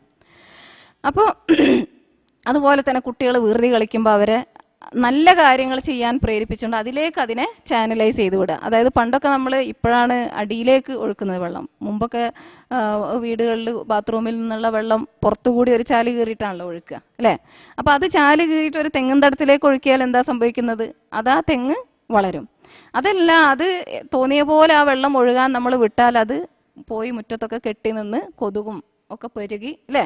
അപ്പോൾ കുട്ടികൾ അവർക്ക് ഒരുപാട് എനർജി ഉണ്ട്. അപ്പോൾ ആ എനർജി അവർ ഉപയോഗപ്പെടുത്തുന്നില്ലെങ്കിൽ പിന്നെ സംഭവിക്കൽ എന്താണ്? നല്ല കാര്യത്തിന് ഉപയോഗപ്പെടുത്തിയില്ലെങ്കിൽ പിന്നെ അത് സംഭവിക്കൽ അവർ ചീത്ത കാര്യത്തിന് വേണ്ടി അത് ഉപയോഗപ്പെടും. അപ്പോൾ അതുകൊണ്ട് നല്ല കാര്യങ്ങളിലേക്ക് അവരെ തിരിച്ചുവിടുക. അതുപോലെ തന്നെ മറ്റൊരു ഉദാഹരണം പറയുകയാണെങ്കിൽ പിറന്നാൾ ആഘോഷം നമ്മളൊക്കെ അഭിമുഖീകരിക്കുന്നൊരു പ്രശ്നമാണ് അല്ലേ. ഇംഗ്ലീഷ് മീഡിയം സ്കൂളിൽ പഠിക്കുന്ന കുട്ടികൾക്കൊക്കെ ബർത്ത്ഡേക്ക് എല്ലാ കുട്ടികളും മിഠായി കൊണ്ടുവരും. അപ്പോൾ നമ്മളുടെ കുട്ടികൾക്ക് അത് കൊണ്ടുപോകാൻ, അതായത് പിറന്നാൾ ആഘോഷിക്കാത്ത മാതാക്കളെ സംബന്ധിച്ചിടത്തോളം അത് കൊണ്ടുപോകാൻ കഴിയാത്തൊരു വിഷമം കുട്ടിയിലുണ്ടാവും. എല്ലാ കുട്ടികളും മിഠായി കൊണ്ടുവന്ന് എനിക്ക് മാത്രം കൊണ്ടുപോകാൻ സാധിച്ചില്ല. ഇവിടെയും നമുക്ക് ഈ സബ്സ്റ്റിറ്റ്യൂഷൻ മെത്തേഡ് ഉപയോഗിക്കാൻ പറ്റും. എങ്ങനെയാണെന്ന് വെച്ചാൽ ഈദ് കഴിഞ്ഞ്, പെരുന്നാൾ കഴിഞ്ഞ്, അവധി കഴിഞ്ഞ് കുട്ടി സ്കൂളിൽ പോകുമ്പോൾ നമുക്ക് എന്ത് ചെയ്യാം? മിഠായി കൊടുത്തേക്കാം. വാപ്പ ഗൾഫിലാണെങ്കിൽ വാപ്പ ഗൾഫിൽ നിന്ന് വന്നാൽ മിഠായി കൊടുത്തേക്കാം. അതല്ല, കുട്ടി ഖുർആനിലുള്ള ഒരിക്കൽ ഞങ്ങളെ സ്കൂളിലൊരു കുട്ടി നല്ല പുതിയ ഡ്രസ്സൊക്കെ ഇട്ട്, യൂണിഫോം ഒന്നും ഇടാതെ നല്ല പുതിയ ഡ്രസ്സൊക്കെ ഇട്ടിട്ട് സ്റ്റാഫ് റൂമിൽ മിഠായി ആയിട്ട് വന്നു. അപ്പോൾ പല ടീച്ചർമാരും ഉടനെ തന്നെ ഹാപ്പി ബർത്ത്ഡേ പറഞ്ഞു. അപ്പോൾ കുട്ടി പറഞ്ഞ്, അല്ല എൻ്റെ ബർത്ത്ഡേ അല്ല, ഞാൻ സൂറ യാസീൻ കാണാതെ പഠിച്ചു, അതിൻ്റെ സന്തോഷത്തിന് ഉമ്മ തന്നതാണ് എന്ന് പറഞ്ഞിട്ട് കൊടുത്തു. അപ്പം അങ്ങനെ ചെയ്യുമ്പോൾ എന്താണ്, കുട്ടിക്ക് വീണ്ടും വീണ്ടും നല്ല കാര്യങ്ങൾ ചെയ്യാനും പഠിക്കാനുമുള്ള ഒരു ഉത്സാഹം ഉണ്ടാവും. അതുപോലെ തന്നെ ടി വിനെ നമ്മളൊക്കെ പഴിക്കും അല്ലേ. പക്ഷെ ആ ടി വിക്ക് പകരം അവർക്ക് മറ്റ് നല്ല പുസ്തകങ്ങൾ വായിക്കാൻ, അല്ലെങ്കിൽ ടി വിയിൽ തന്നെ നല്ലതും ചീത്തയുമുണ്ട്. അപ്പോൾ നല്ല പരിപാടികൾ അവർക്ക് നമ്മൾ തുറന്നു കൊടുക്കുകയാണ് എങ്കിൽ ആ തെറ്റിൽ നിന്ന് അവർക്ക് പിന്മാറാൻ കഴിയും. നബി സല്ലല്ലാഹു അലൈഹി വസല്ലം ഈ സബ്സ്റ്റിറ്റ്യൂഷൻ മെത്തേഡ് നന്നായി ഉപയോഗിച്ചിട്ടുണ്ട് എന്ന് നമുക്കറിയാം. ഒരുപാട് ഹദീസുകൾ തുടങ്ങുന്നത് എങ്ങനെയാണ്? ഇതിനേക്കാൾ നല്ലത് ഞാൻ നിനക്ക് പറഞ്ഞു തരട്ടെ, ഇതിനേക്കാൾ നല്ലത് ഞാൻ നിങ്ങൾക്ക് പറഞ്ഞു തരട്ടെ എന്ന് ചോദിച്ചുകൊണ്ടാണ് പല ഹദീസുകളും ആരംഭിക്കുന്നത്. അപ്പോൾ ഇത് സബ്സ്റ്റിറ്റ്യൂഷനാണ്. അതിലും നല്ലത് നമ്മൾ അവർക്ക് കൊടുക്കുകയാണെങ്കിൽ തീർച്ചയായും അവരതിൽ നിന്ന് പിന്മാറും. ഇനി മൂന്നാമതായിട്ട് മോഡിഫയിങ് അല്ലെങ്കിൽ ചേഞ്ചിങ് ദി എൻവയൺമെൻറ്റ്, സാഹചര്യം നന്നാക്കിയെടുക്കുക. അത് ഉദാഹരണം പറയുകയാണെങ്കിൽ ഇപ്പോൾ നമ്മളുടെ വീട്ടിൽ ഇപ്പോൾ ഷോക്കേസുകളിലൊക്കെ സാധനങ്ങൾ വെക്കുന്നതിൽ ഭയങ്കര തൽപരരാണ് മാതാക്കൾ. അപ്പോൾ ഭയങ്കര വില പിടിച്ച സാധനങ്ങളൊക്കെ കൊണ്ടുവന്ന് വെച്ചിട്ടുണ്ടാവും. 2 വയസ്സ് 3 വയസ്സായ പിച്ച വെച്ച് നടക്കുന്ന കുട്ടികളെ സംബന്ധിച്ചിടത്തോളം എന്താണ്, ഇതൊക്കെ ഒന്ന് തൊട്ട് നോക്കാനും വലിച്ചിടാനും ഒക്കെ നല്ല താല്പര്യം ഉണ്ടാവും. അപ്പോൾ ഇത് കുട്ടി പോയി എടുക്കുമ്പോൾ നമ്മൾ എന്ത് ചെയ്യും? പിന്നെ അവരുമായിട്ട് വഴക്കായി വക്കാണമായി, അതിൻ്റെ വില അറിയില്ല, അങ്ങനെ എങ്ങനെയെന്നൊക്കെ പറഞ്ഞാൽ നമ്മൾ വഴക്കടിക്കും. അപ്പോൾ അതിന് പകരം ആ സാധനം അത്ര വിലപിടിപ്പുള്ള ഏത് സാധനവും കുട്ടി തൊടാത്ത രീതിയിൽ കുറച്ച് ഉയർന്ന സ്ഥാനത്തൊക്കെ വെക്കുകയാണെങ്കിൽ കുട്ടിക്ക് മനസ്സിലാവും എന്ത്, അത് നല്ല വിലപിടിപ്പുള്ള സാധനമാണ് എന്ന് മനസ്സിലാവും. ഈ സാഹചര്യവുമായി ബന്ധപ്പെട്ട് പറയേണ്ടതാണ് പിയർ ഗ്രൂപ്പ് പ്രഷർ. എന്താ പിയർ ഗ്രൂപ്പ് പ്രഷർ എന്ന് പറഞ്ഞാൽ? സഹപാഠികളല്ല, സമപ്രായക്കാരുമായുള്ള അവരുടെ സ്വാധീനം, സമപ്രായക്കാരുടെ സ്വാധീനം. പലപ്പോഴും നമ്മളെ കുട്ടികൾ നമ്മളോട് എനിക്ക് ഇന്ന ഡ്രസ്സ് വേണം, അല്ലെങ്കിൽ ഇന്ന ബ്രാൻഡ് മൊബൈൽ വേണം, അല്ലെങ്കിൽ ഏത് സാധനം ചോദിക്കുമ്പോഴും അവരെന്ത് പറഞ്ഞിട്ടാണ് ചോദിക്കാറ്?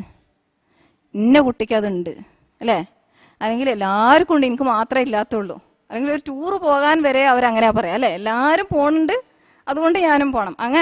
അങ്ങനെയാണ് അവരുടെ ആവശ്യം. അതായത് മറ്റുള്ളവർ സ്വന്തം പിയർ ഗ്രൂപ്പ് ചെയ്യുന്നു എന്നതുകൊണ്ട്, അവർക്കുണ്ട് എന്നതുകൊണ്ട് അവർക്കും വേണം എന്നാണ് അവർ പറയുക. അപ്പോൾ ഈ പ്രഷറിനെ പോസിറ്റീവാക്കി മാറ്റിയെടുക്കാൻ നമുക്ക് സാധിക്കണം. പലപ്പോഴും നമ്മൾ മാതാക്കളുടെ ഒരു പരാതി എന്താണെന്ന് വെച്ചിട്ടുണ്ടെങ്കിൽ, 4 കുട്ടികളുള്ളൊരു ഗ്രൂപ്പാണെങ്കിൽ നമ്മൾ പറയും എൻ്റെ കുട്ടി ചീത്ത കൂട്ടുകെട്ടിലുള്ളത് എന്ന് പറയും. ഇത് ഓരോ ഉമ്മയും പറയും. ഈ 4 കുട്ടികളുടെ ഉമ്മയും പറയലെന്താ, എൻ്റെ കുട്ടി ചീത്ത കൂട്ടുകെട്ടിലാണെന്നാണ് പറയാം. അപ്പോൾ ഒറ്റക്കൊറ്റക്കാവുമ്പോൾ നല്ല സ്വഭാവം, നല്ല രീതിയിൽ പെരുമാറുന്ന കുട്ടി ഈ ഗ്രൂപ്പിലെത്തുമ്പോൾ എന്തായി മാറും? അവരുടെ എല്ലാ ചീത്ത സ്വഭാവങ്ങളും പുറത്തെടുക്കും. അപ്പോൾ അതിന് പകരം ഒന്നുകിൽ ആ സാഹചര്യം മാറ്റിയെടുക്കാൻ നമുക്ക് സാധിക്കണം, അല്ലെങ്കിൽ അതാണ് മോഡിഫൈങ് ദി എൻവയൺമെൻറ്റ്. അല്ലെങ്കിൽ നമുക്ക് ചെയ്യാവുന്നത് ആ പ്രഷർ പോസിറ്റീവാക്കി മാറ്റാൻ നമ്മുടെ കുട്ടികളോട് നമ്മൾ പറഞ്ഞു കൊടുക്കുക, ഇന്ന കുട്ടിയിൽ ഇന്നൊരു സ്വഭാവം, അവരെക്കുറിച്ച് നല്ലത് പറഞ്ഞതിന് ശേഷമേ പറയാവൂ, എന്നാലേ അവരത് അംഗീകരിക്കുള്ളൂ. അവൻ നല്ല കുട്ടിയാണ്, പക്ഷേ ആ സിഗരറ്റ് വലിക്കുന്ന സ്വഭാവം അതത്ര നല്ലതല്ലല്ലോ, അതിൻ്റെ ആരോഗ്യപരമായ ദോഷങ്ങൾ പറഞ്ഞു കൊടുക്കണം. അങ്ങനെയൊക്കെ പറഞ്ഞാലേ കുട്ടികളുടെ തലയിൽ കയറുള്ളൂ. എന്നിട്ട് പറയാം നിനക്കത് പറഞ്ഞ് മാറ്റിക്കൂടെ എന്ന് പറഞ്ഞാൽ നമ്മുടെ കുട്ടി അവിടെ എന്തായി? ഒരു പോസിറ്റീവായ പിയർ ഗ്രൂപ്പ് പ്രഷറിൻ്റെ ഏജൻ്റായി അവിടെ പ്രവർത്തിക്കും. അല്ലാതെ മറ്റേ കുട്ടിയുടെ നെഗറ്റീവ് പ്രഷർ, അതായത് സിഗരറ്റ് വലിക്കൽ ഒരു സ്റ്റൈലാണ് എന്ന രീതിയിൽ ഇവനും അത്. അപ്പോൾ ഇതിനെന്ത് വേണം? അവർ പോകുന്ന സാഹചര്യവും അവരിടപഴകുന്ന ചുറ്റുപാടും അവരുടെ ഫ്രണ്ട്സിനെ കുറിച്ച് നല്ല ബോധം ഒരു ഉമ്മാക്ക് ഉണ്ടായിരിക്കണം. പലപ്പോഴും കുട്ടികൾ നല്ല ചീത്ത കൂട്ടുകെട്ടിൽപ്പെട്ട് ഗുണ്ടാസംഘത്തിലടക്കം പെട്ട് വഴിതെറ്റി പോലീസിൻ്റെ പിടിയിലാവുമ്പോഴാണ് ഉമ്മമാർ അറിയുന്നത് തന്നെ. അതുവരെ എൻ്റെ കുട്ടി അങ്ങനെ ഒന്നും ചെയ്യൂല എന്ന ധാരണയുമായിട്ടാണ് നമ്മളുള്ളത്. അപ്പോൾ സ്കൂളിലെ എൻവയൺമെൻറ്റ്, അവരുടെ കൂട്ടുകാരെ ഇടയ്ക്ക് വീട്ടിലേക്ക് ക്ഷണിക്കുക, അവരുടെ മാതാപിതാക്കളുമായിട്ട് നല്ല ബന്ധം പുലർത്തുക. കുട്ടികളുടെ കൂട്ടുകാരുടെ മാതാപിതാക്കളുമായിട്ട് നമ്മൾ പേരൻസ് തമ്മിൽ നല്ല ബന്ധം ഉണ്ടാക്കിയെടുക്കാൻ സാധിച്ചാൽ അതൊക്കെ ഒരു പോസിറ്റീവായിട്ട് നമുക്ക് മാറ്റിയെടുക്കാൻ സാധിക്കും. അതുപോലെ തന്നെയാണ് അയൽപക്ക ബന്ധവും. അതുകൊണ്ടാണ് സമൂഹം നന്നാക്കുക എന്നത് ഒരു സത്യവിശ്വാസിയുടെ ബാധ്യതയായി മാറുന്നത് ഇതുകൊണ്ടും കൂടിയാണ്. ഇനി നാലാമതായിട്ട് അതിൻ്റെ നാച്ചുറൽ കോൺസിക്വൻസ് അനുഭവിക്കാൻ വിടുക എന്ന് വെച്ചാൽ അനന്തരഫലം. അതായത് ഒരു തെറ്റ് ചെയ്താൽ അല്ലെങ്കിൽ ഒരു മോശമായ പെരുമാറ്റത്തിന് അതിൻ്റെ ഒരു അനന്തരഫലം ഉണ്ടാവുമല്ലോ, അത് അനുഭവിക്കാൻ വിടുക. അപ്പം അങ്ങനെ ഒരു ബിഹേവിയറൽ സൈക്കോളജിസ്റ്റ് ഇത് വല്ലാതെ റെക്കമെൻഡ് ചെയ്യുന്നുണ്ട്. ഉദാഹരണത്തിന് സ്കിന്നർ ഒക്കെ അത് വല്ലാതെ റെക്കമെൻഡ് ചെയ്തിട്ടുള്ള ആളാണ്. അതായത് നാച്ചുറൽ കോൺസിക്വൻസ് അനുഭവിക്കാൻ വിടുക എന്ന്. ഉദാഹരണം പറയുകയാണെങ്കിൽ ഞാൻ നേരത്തെ ഒരു ഉദാഹരണം, അതായത് പലവട്ടം വീഴുമ്പോൾ നടക്കാൻ പഠിക്കുമെന്ന്. അത് ഇടയ്ക്ക് ചെറിയ ചെറിയ വീഴ്ചകൾ, ആ വീഴ്ചയിലുള്ള വേദന അത് അനുഭവിക്കാൻ നമ്മൾ കുട്ടിയെ സ്വതന്ത്രമായി വിട്ടാൽ പിന്നെ തുടർന്ന് നടക്കുമ്പോൾ കുറച്ചുകൂടി ശ്രദ്ധയോടുകൂടി നടക്കാൻ കുട്ടി പഠിക്കും. കാരണം എപ്പോഴും നമ്മുടെ സംരക്ഷണവും നമ്മുടെ സപ്പോർട്ടും അവർക്ക് ഉണ്ടായി എന്ന് വരില്ല. കുറച്ച് കഴിയുമ്പോൾ നമ്മളുടെ ആ സപ്പോർട്ട് എടുത്തുകൊണ്ട് അവർക്ക് സ്വതന്ത്രമായി ഉത്തരവാദിത്ത ബോധത്തോടു കൂടി ജീവിക്കേണ്ട ഒരു സാഹചര്യം വരും. അപ്പോൾ അതിന് ഇങ്ങനെ ചെറിയ ചെറിയ വീഴ്ചകളും അതിൻ്റെ പരാജയം. ഇപ്പോൾ ഉദാഹരണത്തിന് നല്ലൊരു കളിപ്പാട്ടം വാങ്ങിക്കൊടുത്തു, നല്ല വിലപിടിപ്പുള്ള കളിപ്പാട്ടം വാങ്ങിക്കൊടുത്ത് ചില കുട്ടികൾക്ക് ഒരു കളിപ്പാട്ടം കിട്ടിയാൽ ആദ്യം അത് തല്ലി പൊളിച്ച് അതിൻ്റെ ഉള്ളിലുള്ള അലകും പിടിയൊക്കെ വേർപ്പെടുത്തിയാലേ സമാധാനമുള്ളൂ അല്ലേ. അത് വേറൊരു ടെൻഡൻസിയാണ്, വേറൊരു കഴിവാണ് അവരവിടെ പ്രകടിപ്പിക്കുന്നത്. പക്ഷേ ഉടനെ തന്നെ ഉമ്മാക്ക് ഭയങ്കര വിഷമം. ഉമ്മ എന്ത് ചെയ്യും? ഇതൊക്കെ പൊളിച്ചൊക്കെ കഴിഞ്ഞാൽ മൂപ്പർക്ക് പിന്നെ അത് രണ്ടാമത് അസംബിൾ ചെയ്യാൻ കഴിയാണ്ടാകുമ്പോൾ കരച്ചിൽ തുടങ്ങും. അപ്പോൾ ഉമ്മ വേഗം വാപ്പാനോട് പറയും, വേറൊന്നും നിങ്ങൾ വാങ്ങിക്കൊടുത്താളി എന്ന് പറയുന്നതിന് പകരം അതാ പൊളിച്ചത് നഷ്ടപ്പെട്ടത് തന്നെ എന്ന രീതിയിൽ ആ നാച്ചുറൽ കോൺസിക്വൻസ് നമ്മൾ അനുഭവിക്കാൻ വിടുകയാണെങ്കിൽ തീർച്ചയായും കുട്ടി അതിലൂടെ കൂടുതൽ യാഥാർത്ഥ്യ ബോധം, അതുപോലെ തന്നെ കൂടുതൽ സാധനങ്ങളോടുള്ള വിലയൊക്കെ പഠിക്കും. കുറേ ത്യജിക്കുമ്പോഴാണ് നമ്മൾ എന്ത് ചെയ്യുന്നത്? ചിലത് നേടുന്നത് അല്ലേ. ജീവിതത്തിലെല്ലാം വെട്ടിപ്പിടിക്കാൻ നമുക്ക് ആർക്കും സാധിക്കില്ല. കുറച്ച് ചില്ലറ പ്രയാസങ്ങൾ, ഇടക്ക് നഷ്ടങ്ങൾ, ഇതൊക്കെ സഹിക്കാൻ കുട്ടികളെ നമ്മൾ അനുഭവിക്കണം. നമ്മളെ സംബന്ധിച്ചിടത്തോളം നമ്മൾ കുടുംബത്തിലൊരു മരണം ഉണ്ടായാൽ അതുപോലും കുട്ടികളെ അറിയിക്കാറില്ല. കാരണം അവർ വിഷമം ഒന്നും അറിയാതെ വളരണം എന്നാണ് നമ്മൾ ആഗ്രഹിക്കുന്നത്. പക്ഷെ അതല്ല ഒരു ആരോഗ്യകരമായ വളർച്ച. എല്ലാ വിഷമങ്ങളും അറിഞ്ഞുകൊണ്ട് അതിനെയൊക്കെ നേരിടാനുള്ള കരുത്ത് നേടിക്കൊണ്ടാണ് നമ്മുടെ കുട്ടികൾ വളരേണ്ടത്. കാരണം കുറേ ത്യാഗങ്ങൾ സഹിച്ചുകൊണ്ട് തന്നെയാണ് ജീവിതം എന്ന് പറയുന്നത് ഒരിക്കലും തന്നെ പട്ടുമെത്ത വിരിച്ച ഒരു പരവതാനിയൊന്നും അല്ലല്ലോ. പല പ്രയാസങ്ങളും നേരിടേണ്ടി വരും. ഇത് ബോധപൂർവം ഇതിനു വേണ്ടി നമ്മൾ ശ്രമിക്കാത്തതുകൊണ്ട് ഇന്നത്തെ തലമുറയിലെ കുട്ടികൾക്ക് ചെറിയ പ്രശ്നം മതിയല്ലോ ആത്മഹത്യ ചെയ്യാൻ അല്ലേ. അതെന്തുകൊണ്ടാണ് സംഭവിക്കുന്നത്? പ്രശ്നങ്ങളെ നേരിടാനുള്ള കരുത്ത് അവർ വളർത്തിയെടുക്കാത്തതുകൊണ്ടാണ്. മീഡിയ ആണെങ്കിൽ അവരെ പഠിപ്പിക്കുന്നത് എന്താണ്? ആഘോഷിക്കൂ ഓരോ നിമിഷവും. അങ്ങനെ ഓരോ നിമിഷവും ആഘോഷിക്കാനുള്ളതല്ല, നഷ്ടങ്ങളുടെയും പ്രയാസങ്ങളുടെയും പ്രശ്നങ്ങളുടെയും അതുകൂടി ഉൾപ്പെട്ടതാണ് ജീവിതം എന്ന് നമ്മളെ കുട്ടികളെ പഠിപ്പിക്കാൻ നമുക്ക് സാധിക്കണം.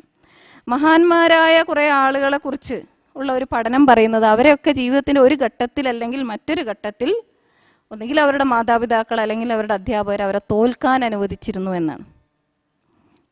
അപ്പം അതുകൊണ്ട് ഇടയ്ക്കൊക്കെ നഷ്ടങ്ങളും സഹിക്കാൻ നമ്മുടെ കുട്ടികളെ നമ്മൾ അനുവദിക്കണം. എന്തുകൊണ്ടാണ് ഇസ്ലാമിക ചരിത്രത്തിലും അല്ലേ ബദറിലെ അനുഭവമല്ലല്ലോ ഉഹുദിലുണ്ടായത്? അതെന്തിനു വേണ്ടിയായിരുന്നു? അതിലൂടെയൊക്കെ മുസ്ലിം സമൂഹത്തിന് ഒരുപാട് പാഠങ്ങൾ ലഭിച്ചിരുന്നു എന്ന് നമുക്കറിയാം. ഈ ചിത്രശലഭം എങ്ങനെയാണ് അതിൻ്റെ ആ പ്യൂപ്പൻ്റെ ഉള്ളിൽ നിന്ന് പുറത്തേക്ക് വരുന്നത് നമുക്കറിയാലോ. അതിങ്ങനെ കഷ്ടപ്പെട്ട് പൊരുതിയാണ് അതിന് പുറത്തേക്ക് വരുന്നത്. അപ്പോൾ ഇതിങ്ങനെ വരുന്ന കണ്ടപ്പോൾ ഒരു കുട്ടിക്ക് തോന്നി അതിനൊന്ന് സഹായിച്ചളയാം. അപ്പോൾ അതിനൊന്ന് പൊളിച്ചിങ്ങനെ തുറന്നു കൊടുത്തു. അപ്പോൾ നോക്കുമ്പോൾ ഈ ചിത്രശലഭം, പുറത്ത് വന്ന ചിത്രശലഭത്തിന് ശരിക്ക് പറക്കാൻ കഴിയുന്നില്ല. അപ്പോൾ സ്വയം സ്ട്രഗിൾ ചെയ്ത് സർവൈവ് ചെയ്യുക, അതായത് കഷ്ടപ്പെട്ട് അധ്വാനിച്ച് പരിശ്രമിച്ച് പിന്നെ മുന്നോട്ട് വരുമ്പോഴാണ് അവർക്ക്. അപ്പോൾ അതിനു വേണ്ടി കുറച്ചൊക്കെ നാച്ചുറൽ കോൺസിക്വൻസ് അനുഭവിക്കാനും നമ്മളവരെ വിടണം. വെള്ളം അവർ തൂത്താൽ നമ്മൾ ഉടനെ എന്ത് ചെയ്യും? നമ്മൾ പോയിട്ട് തുടയ്ക്കരുത്. അവർക്ക് തുടയ്ക്കാൻ കഴിയുന്ന പ്രായം എത്തിക്കഴിഞ്ഞാൽ അവരെ കൊണ്ട് തന്നെ അത് തുടപ്പിക്കുക, വൃത്തിയാക്കിക്കുക. ചിലപ്പോൾ ആ വൃത്തിയാക്കിയത് അത്ര നന്നായിട്ടൊന്നും ഉണ്ടാവില്ല. അത് കഴിഞ്ഞിട്ട് പിന്നെ നമുക്ക് വേണമെങ്കിൽ ബാക്കിയുള്ള ഭാഗം ചെയ്യാം. ചില പഴയ ആളുകൾ, പഴയ കാരണവന്മാർ കുട്ടികളെ പണ്ട് മണ്ണെണ്ണ വിളക്കുള്ള കാലത്ത് ഈ മണ്ണെണ്ണ വിളക്ക് ചെറിയ കുട്ടികളെ കയ്യിൽ കൊണ്ടുപോയി ഇങ്ങനെ വെച്ചിട്ടൊന്ന് പൊള്ളിക്കാറുണ്ട് ചെറുതായിട്ട്. എന്തിനാണെന്ന് വെച്ചാൽ ഇത് തൊട്ടാൽ പൊള്ളുന്ന സാധനമാണ് എന്ന് കുട്ടിയെ പഠിപ്പിക്കാൻ വേണ്ടി. കാരണം എപ്പോഴും ഇത് അപകടമാണല്ലോ കുട്ടി ഇത് പിടിച്ച് വലിച്ചാൽ. അപ്പോൾ അങ്ങനെ നാച്ചുറൽ കോൺസിക്വൻസ് അനുഭവിക്കാൻ വിട്ടുകൊണ്ടും നമുക്ക് കുട്ടികളിൽ തെറ്റായ ശീലങ്ങൾ മാറ്റിയെടുക്കാൻ സാധിക്കും. പക്ഷേ ഇത് എപ്പോഴും ചെയ്യാൻ പറ്റില്ല. സ്വിമ്മിംഗ് പൂളിൻ്റെ, അതായത് ഒരു പുഴൻ്റെ വക്ക് കൊണ്ടേ നിർത്തിയിട്ട് നാച്ചുറൽ കോൺസിക്വൻസ് അനുഭവിച്ചോട്ടെ എന്ന് പറഞ്ഞ് വിട്ടാൽ ചിലപ്പോൾ അതിൻ്റെ ഉള്ളിൽ വീണാൽ ആൾ കലിയായി പോവും. അപ്പോൾ ഓരോ സന്ദർഭത്തിന്, ഞാൻ നേരത്തെ പറഞ്ഞല്ലോ, സമയത്തിനും സന്ദർഭത്തിനും അനുസരിച്ച് ചെയ്യാവുന്ന കാര്യമാണ്. മറ്റൊന്നാണ് ടൈം ഔട്ട്. വല്ലാതെ അനിയന്ത്രിതമായൊരു സ്വഭാവം കാണിക്കുന്ന ഒരു കുട്ടിയെ കുറച്ച് നേരം ഒരു മുറിയിൽ ഒറ്റക്കിരുത്തി അല്ലെങ്കിൽ ചുമരിൻ്റെ നേരെ തിരിച്ചിരുത്തിയിട്ടൊക്കെ ഉള്ളൊരു ട്രീറ്റ്മെൻറ്റാണ്. അതിനൊരു സമയം നിർണ്ണയിച്ചു, 10 മിനിറ്റ് നീ അങ്ങനെ അനങ്ങാതിരിക്കുക എന്ന് പറഞ്ഞുകൊണ്ട് ചെയ്താൽ മാറ്റങ്ങൾ ഉണ്ടാവുമെന്ന് പറയുന്നുണ്ട്. ഇനി ഇതിൻ്റെയൊക്കെ അവസാനം ഈ പറഞ്ഞതൊക്കെ ഫലിക്കാതെ വരുമ്പോൾ ചെയ്യാവുന്ന ഒന്നാണ് എന്ത്? ശിക്ഷിക്കുക എന്നത്, ശാരീരികമായി ശിക്ഷിക്കുക എന്നത്. ഈ വിഷയത്തിൽ അഭിപ്രായ വ്യത്യാസം മനഃശാസ്ത്രജ്ഞന്മാർക്ക് ഇടയിലുണ്ട്. പക്ഷെ ആധുനിക മനഃശാസ്ത്രജ്ഞന്മാർ ഇപ്പോൾ പറഞ്ഞുകൊണ്ടിരിക്കുന്നത് അത് വേണ്ടത് തന്നെയാണ് എന്നാണ്. പക്ഷേ മനസ്സിലാക്കേണ്ട കാര്യം, അറ്റ കൈക്ക് മാത്രമേ ഉപയോഗിക്കാവൂ. അടിക്കും എന്ന് പറഞ്ഞാൽ അടിക്കണം. ചില ഉമ്മമാരുണ്ട്, ഞാൻ തന്നെ കൊല്ലും എന്ന് പറയും. ഒരിക്കലും നമ്മൾ കുട്ടികളെ കൊല്ലൂല, എന്നാലും പറയാം അത് ചെയ്തില്ലെങ്കിൽ ഞാൻ നിന്നെ കൊല്ലും എന്ന്. അപ്പം അങ്ങനെ ചെയ്യാത്ത കാര്യങ്ങൾ ചെയ്താൽ കുട്ടികളുടെ സമീപനം ലെറ്റ് ദ ഡോഗ്സ് ബാർക്ക്, കുരയ്ക്കും പട്ടി കടിക്കില്ല എന്ന് പറയില്ലേ. അപ്പോൾ അടിക്കും എന്ന് പറഞ്ഞാൽ അടിക്കണം, അടിച്ചാൽ വേദനിക്കുകയും വേണം. നബി തിരുമേനി സല്ലല്ലാഹു അലൈഹി വസല്ലം ഒരു വിഷയത്തിലാണ് അടിക്കാൻ പറഞ്ഞത് അല്ലേ? ഏത് വിഷയത്തിലാണത്? നമസ്കരിച്ചില്ലെങ്കിൽ. പക്ഷെ അതിനു മുമ്പേ നേരത്തെ പറഞ്ഞ ആ സമീപനങ്ങളൊക്കെ നമ്മളോട് സ്വീകരിക്കാൻ പറഞ്ഞു. 7 വയസ്സായാൽ തന്നെ അവരെ നമസ്കരിപ്പിക്കാനും മോഡലിങ്ങും ഒക്കെ പറഞ്ഞതിന് ശേഷമാണ്. എന്നിട്ടും നമസ്കരിക്കാത്ത കുട്ടികളാണ് ആ പറയുന്നത്. അപ്പം അങ്ങനെ അടിക്കുമ്പോൾ ശ്രദ്ധിക്കേണ്ട കാര്യം, പിന്നെ ഒരിക്കലും നമ്മുടെ ദേഷ്യം തീർക്കാൻ വേണ്ടി ആവരുത് അടി. അതുപോലെ തന്നെ അമ്മായിയമ്മനോടോ അമ്മോശാക്കനോടോ അല്ലെങ്കിൽ ഭർത്താവിനോടോ ഉള്ള ദേഷ്യം തീർക്കാനും ആവരുത്. പലപ്പോഴും കുട്ടികൾ ഈ കൂട്ടുകുടുംബങ്ങളിൽ ഇരയാവാറുണ്ട്. ചീത്തയും അങ്ങനെ തന്നെയാണ്. അമ്മായിയമ്മനോട് പറയാനുള്ള ചീത്ത മുഴുവനും ഈ കുട്ടിയെ പറയാറുണ്ട്. അപ്പോൾ അത് കുടുംബ വഴക്കുകളിലൊക്കെ എത്തും. അപ്പോൾ അതുപോലെ തന്നെ അടിക്കുമ്പോൾ ശ്രദ്ധിക്കേണ്ടതാണ്, മുഖത്താവരുത്, മർമ്മസ്ഥാനങ്ങൾ ഒഴിവാക്കണം, അടയാളങ്ങൾ ഉണ്ടാവരുത്, പൊള്ളിക്കാൻ പാടില്ല, കോപം വല്ലാതെ കോപിച്ച് നിൽക്കുന്ന സമയത്താവരുത് അടി. ആ കോപമൊക്കെ ഒന്ന് തണുത്ത് നമ്മളൊന്ന് 2 വട്ടം ചിന്തിച്ചതിന് ശേഷമായിരുന്നു. സാധാരണ നമ്മൾ അടി പൊട്ടിയതിന് ശേഷമാണ് എന്തിനാ അടിച്ചത് എന്ന് വരെ നമ്മൾ പോലും ചിന്തിക്കാറുള്ളത് അല്ലേ പല ഉമ്മമാർ. അപ്പം അങ്ങനെ ആവരുത്, കോപം തീർക്കാനാവരുത്. പിന്നെ കുട്ടിക്കും മനസ്സിലാവണം എന്തിനാണ് അടിച്ചത് എന്ന്. എന്തിനാ ഉമ്മ തല്ലിയെന്ന് വെച്ചാൽ എന്ന് പറയുന്ന കുട്ടികളുണ്ട്. അപ്പം അങ്ങനെ ഒരിക്കലും പിന്നെ ആയി പോകരുത്. പിന്നെ പറഞ്ഞു വന്നത്, നമ്മുടെ കുട്ടികൾ എന്താവണം എന്ന കാര്യത്തിൽ ഉറച്ച നിലപാട് നമുക്ക് ഉണ്ടായിരിക്കണം. നല്ലൊരു ലക്ഷ്യബോധം നമുക്കുണ്ടായിരിക്കണം. ആ ലക്ഷ്യബോധത്തിന് എന്തെല്ലാം അടവുകൾ, എന്തെല്ലാം സമീപനങ്ങൾ നമുക്ക് സ്വീകരിക്കാൻ പറ്റുമോ അത് ഈ ഒരു ക്ലാസ്സിലൂടെ പഠിപ്പിക്കേണ്ട സംഗതിയല്ല. ഇതിനേക്കാൾ നല്ല സമീപനങ്ങൾ സ്വീകരിക്കുന്നവരായിരിക്കും നിങ്ങളൊക്കെ. പക്ഷേ അവസാനമായിട്ടും ആദ്യമായിട്ടും തുടർച്ചയായും സദാസമയവും നമ്മിൽ ഉണ്ടായിരിക്കേണ്ടുന്ന ഒരു സ്വഭാവം എന്താണ്? പ്രാർത്ഥന എന്നത്, സഹായം തേടുക എന്നത്. സഹായം തേടൽ 2 രൂപത്തിലാവാം. ഒന്ന്, നമ്മുടെ കുടുംബത്തിലുള്ള മുതിർന്നവരോട് നമുക്ക് ചോദിക്കാം, കുട്ടി ഇങ്ങനെ ഒരു സ്വഭാവം കാണിക്കുന്നുണ്ട്, അതിനെന്താണ് പോംവഴിയെന്ന്. അതോടൊപ്പം തന്നെ അല്ലാഹു സുബ്ഹാനഹു വ തആലയോടുള്ള പ്രാർത്ഥനയും. ഇപ്പോൾ കൗൺസിലിംഗ് എന്നത് ഇന്നൊരു ഫാഷനാണ്. ഉടനെ എന്തെങ്കിലും ചെറിയ വൈകല്യം കാണുമ്പോഴത്തേക്കും മനഃശാസ്ത്രജ്ഞൻ്റെ അടുത്തേക്ക് പോയിട്ട് ഇല്ലാത്ത വൈകല്യങ്ങളും കൂടി ഉണ്ടാക്കിക്കൊണ്ടുവരും. അപ്പോൾ അവരുടെ ലക്ഷ്യവും നമ്മുടെ ലക്ഷ്യവും ഒന്നാവണം. അപ്പോഴേ കൗൺസിലിംഗ് ഫലപ്രദമാവുള്ളൂ. അല്ലാത്ത കൗൺസിലിംഗ് പലപ്പോഴും ഗുണത്തെക്കാളേറെ ദോഷമാണ് ചെയ്യുന്നത്. അപ്പോൾ അതുകൊണ്ട് നമ്മൾ ആ വിഷയത്തിൽ ശ്രദ്ധിക്കുക. അല്ലാഹു സുബ്ഹാനഹു വ തആലയോട് സദാ പ്രാർത്ഥിച്ചുകൊണ്ടിരിക്കുക. മാതാക്കളുടെ പ്രാർത്ഥന, അതുകൊണ്ടാണല്ലോ ഒരിക്കലും കുട്ടികളെ ശപിച്ചുകൊണ്ട് നമ്മൾ പ്രാർത്ഥിക്കരുത് എന്ന് പറഞ്ഞത്. അതുകൊണ്ടാണ് മാതാക്കളുടെ പ്രാർത്ഥന എപ്പോഴും അള്ളാഹു സ്വീകരിക്കുന്ന പ്രാർത്ഥനയാണ് കുട്ടികളുടെ കാര്യത്തിൽ.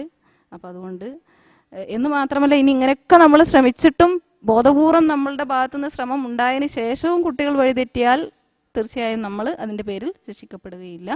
അപ്പോൾ അതുകൊണ്ട് നമ്മുടെ കുട്ടികളെ നല്ല രീതിയിൽ വളർത്തുവാൻ വേണ്ടുന്ന എല്ലാവിധ കഴിവും തൗഫീക്കും സർവശക്തനായ ദൈവം തമ്പുരാൻ നമുക്ക് നൽകി അനുഗ്രഹിക്കുമാറാകട്ടെ.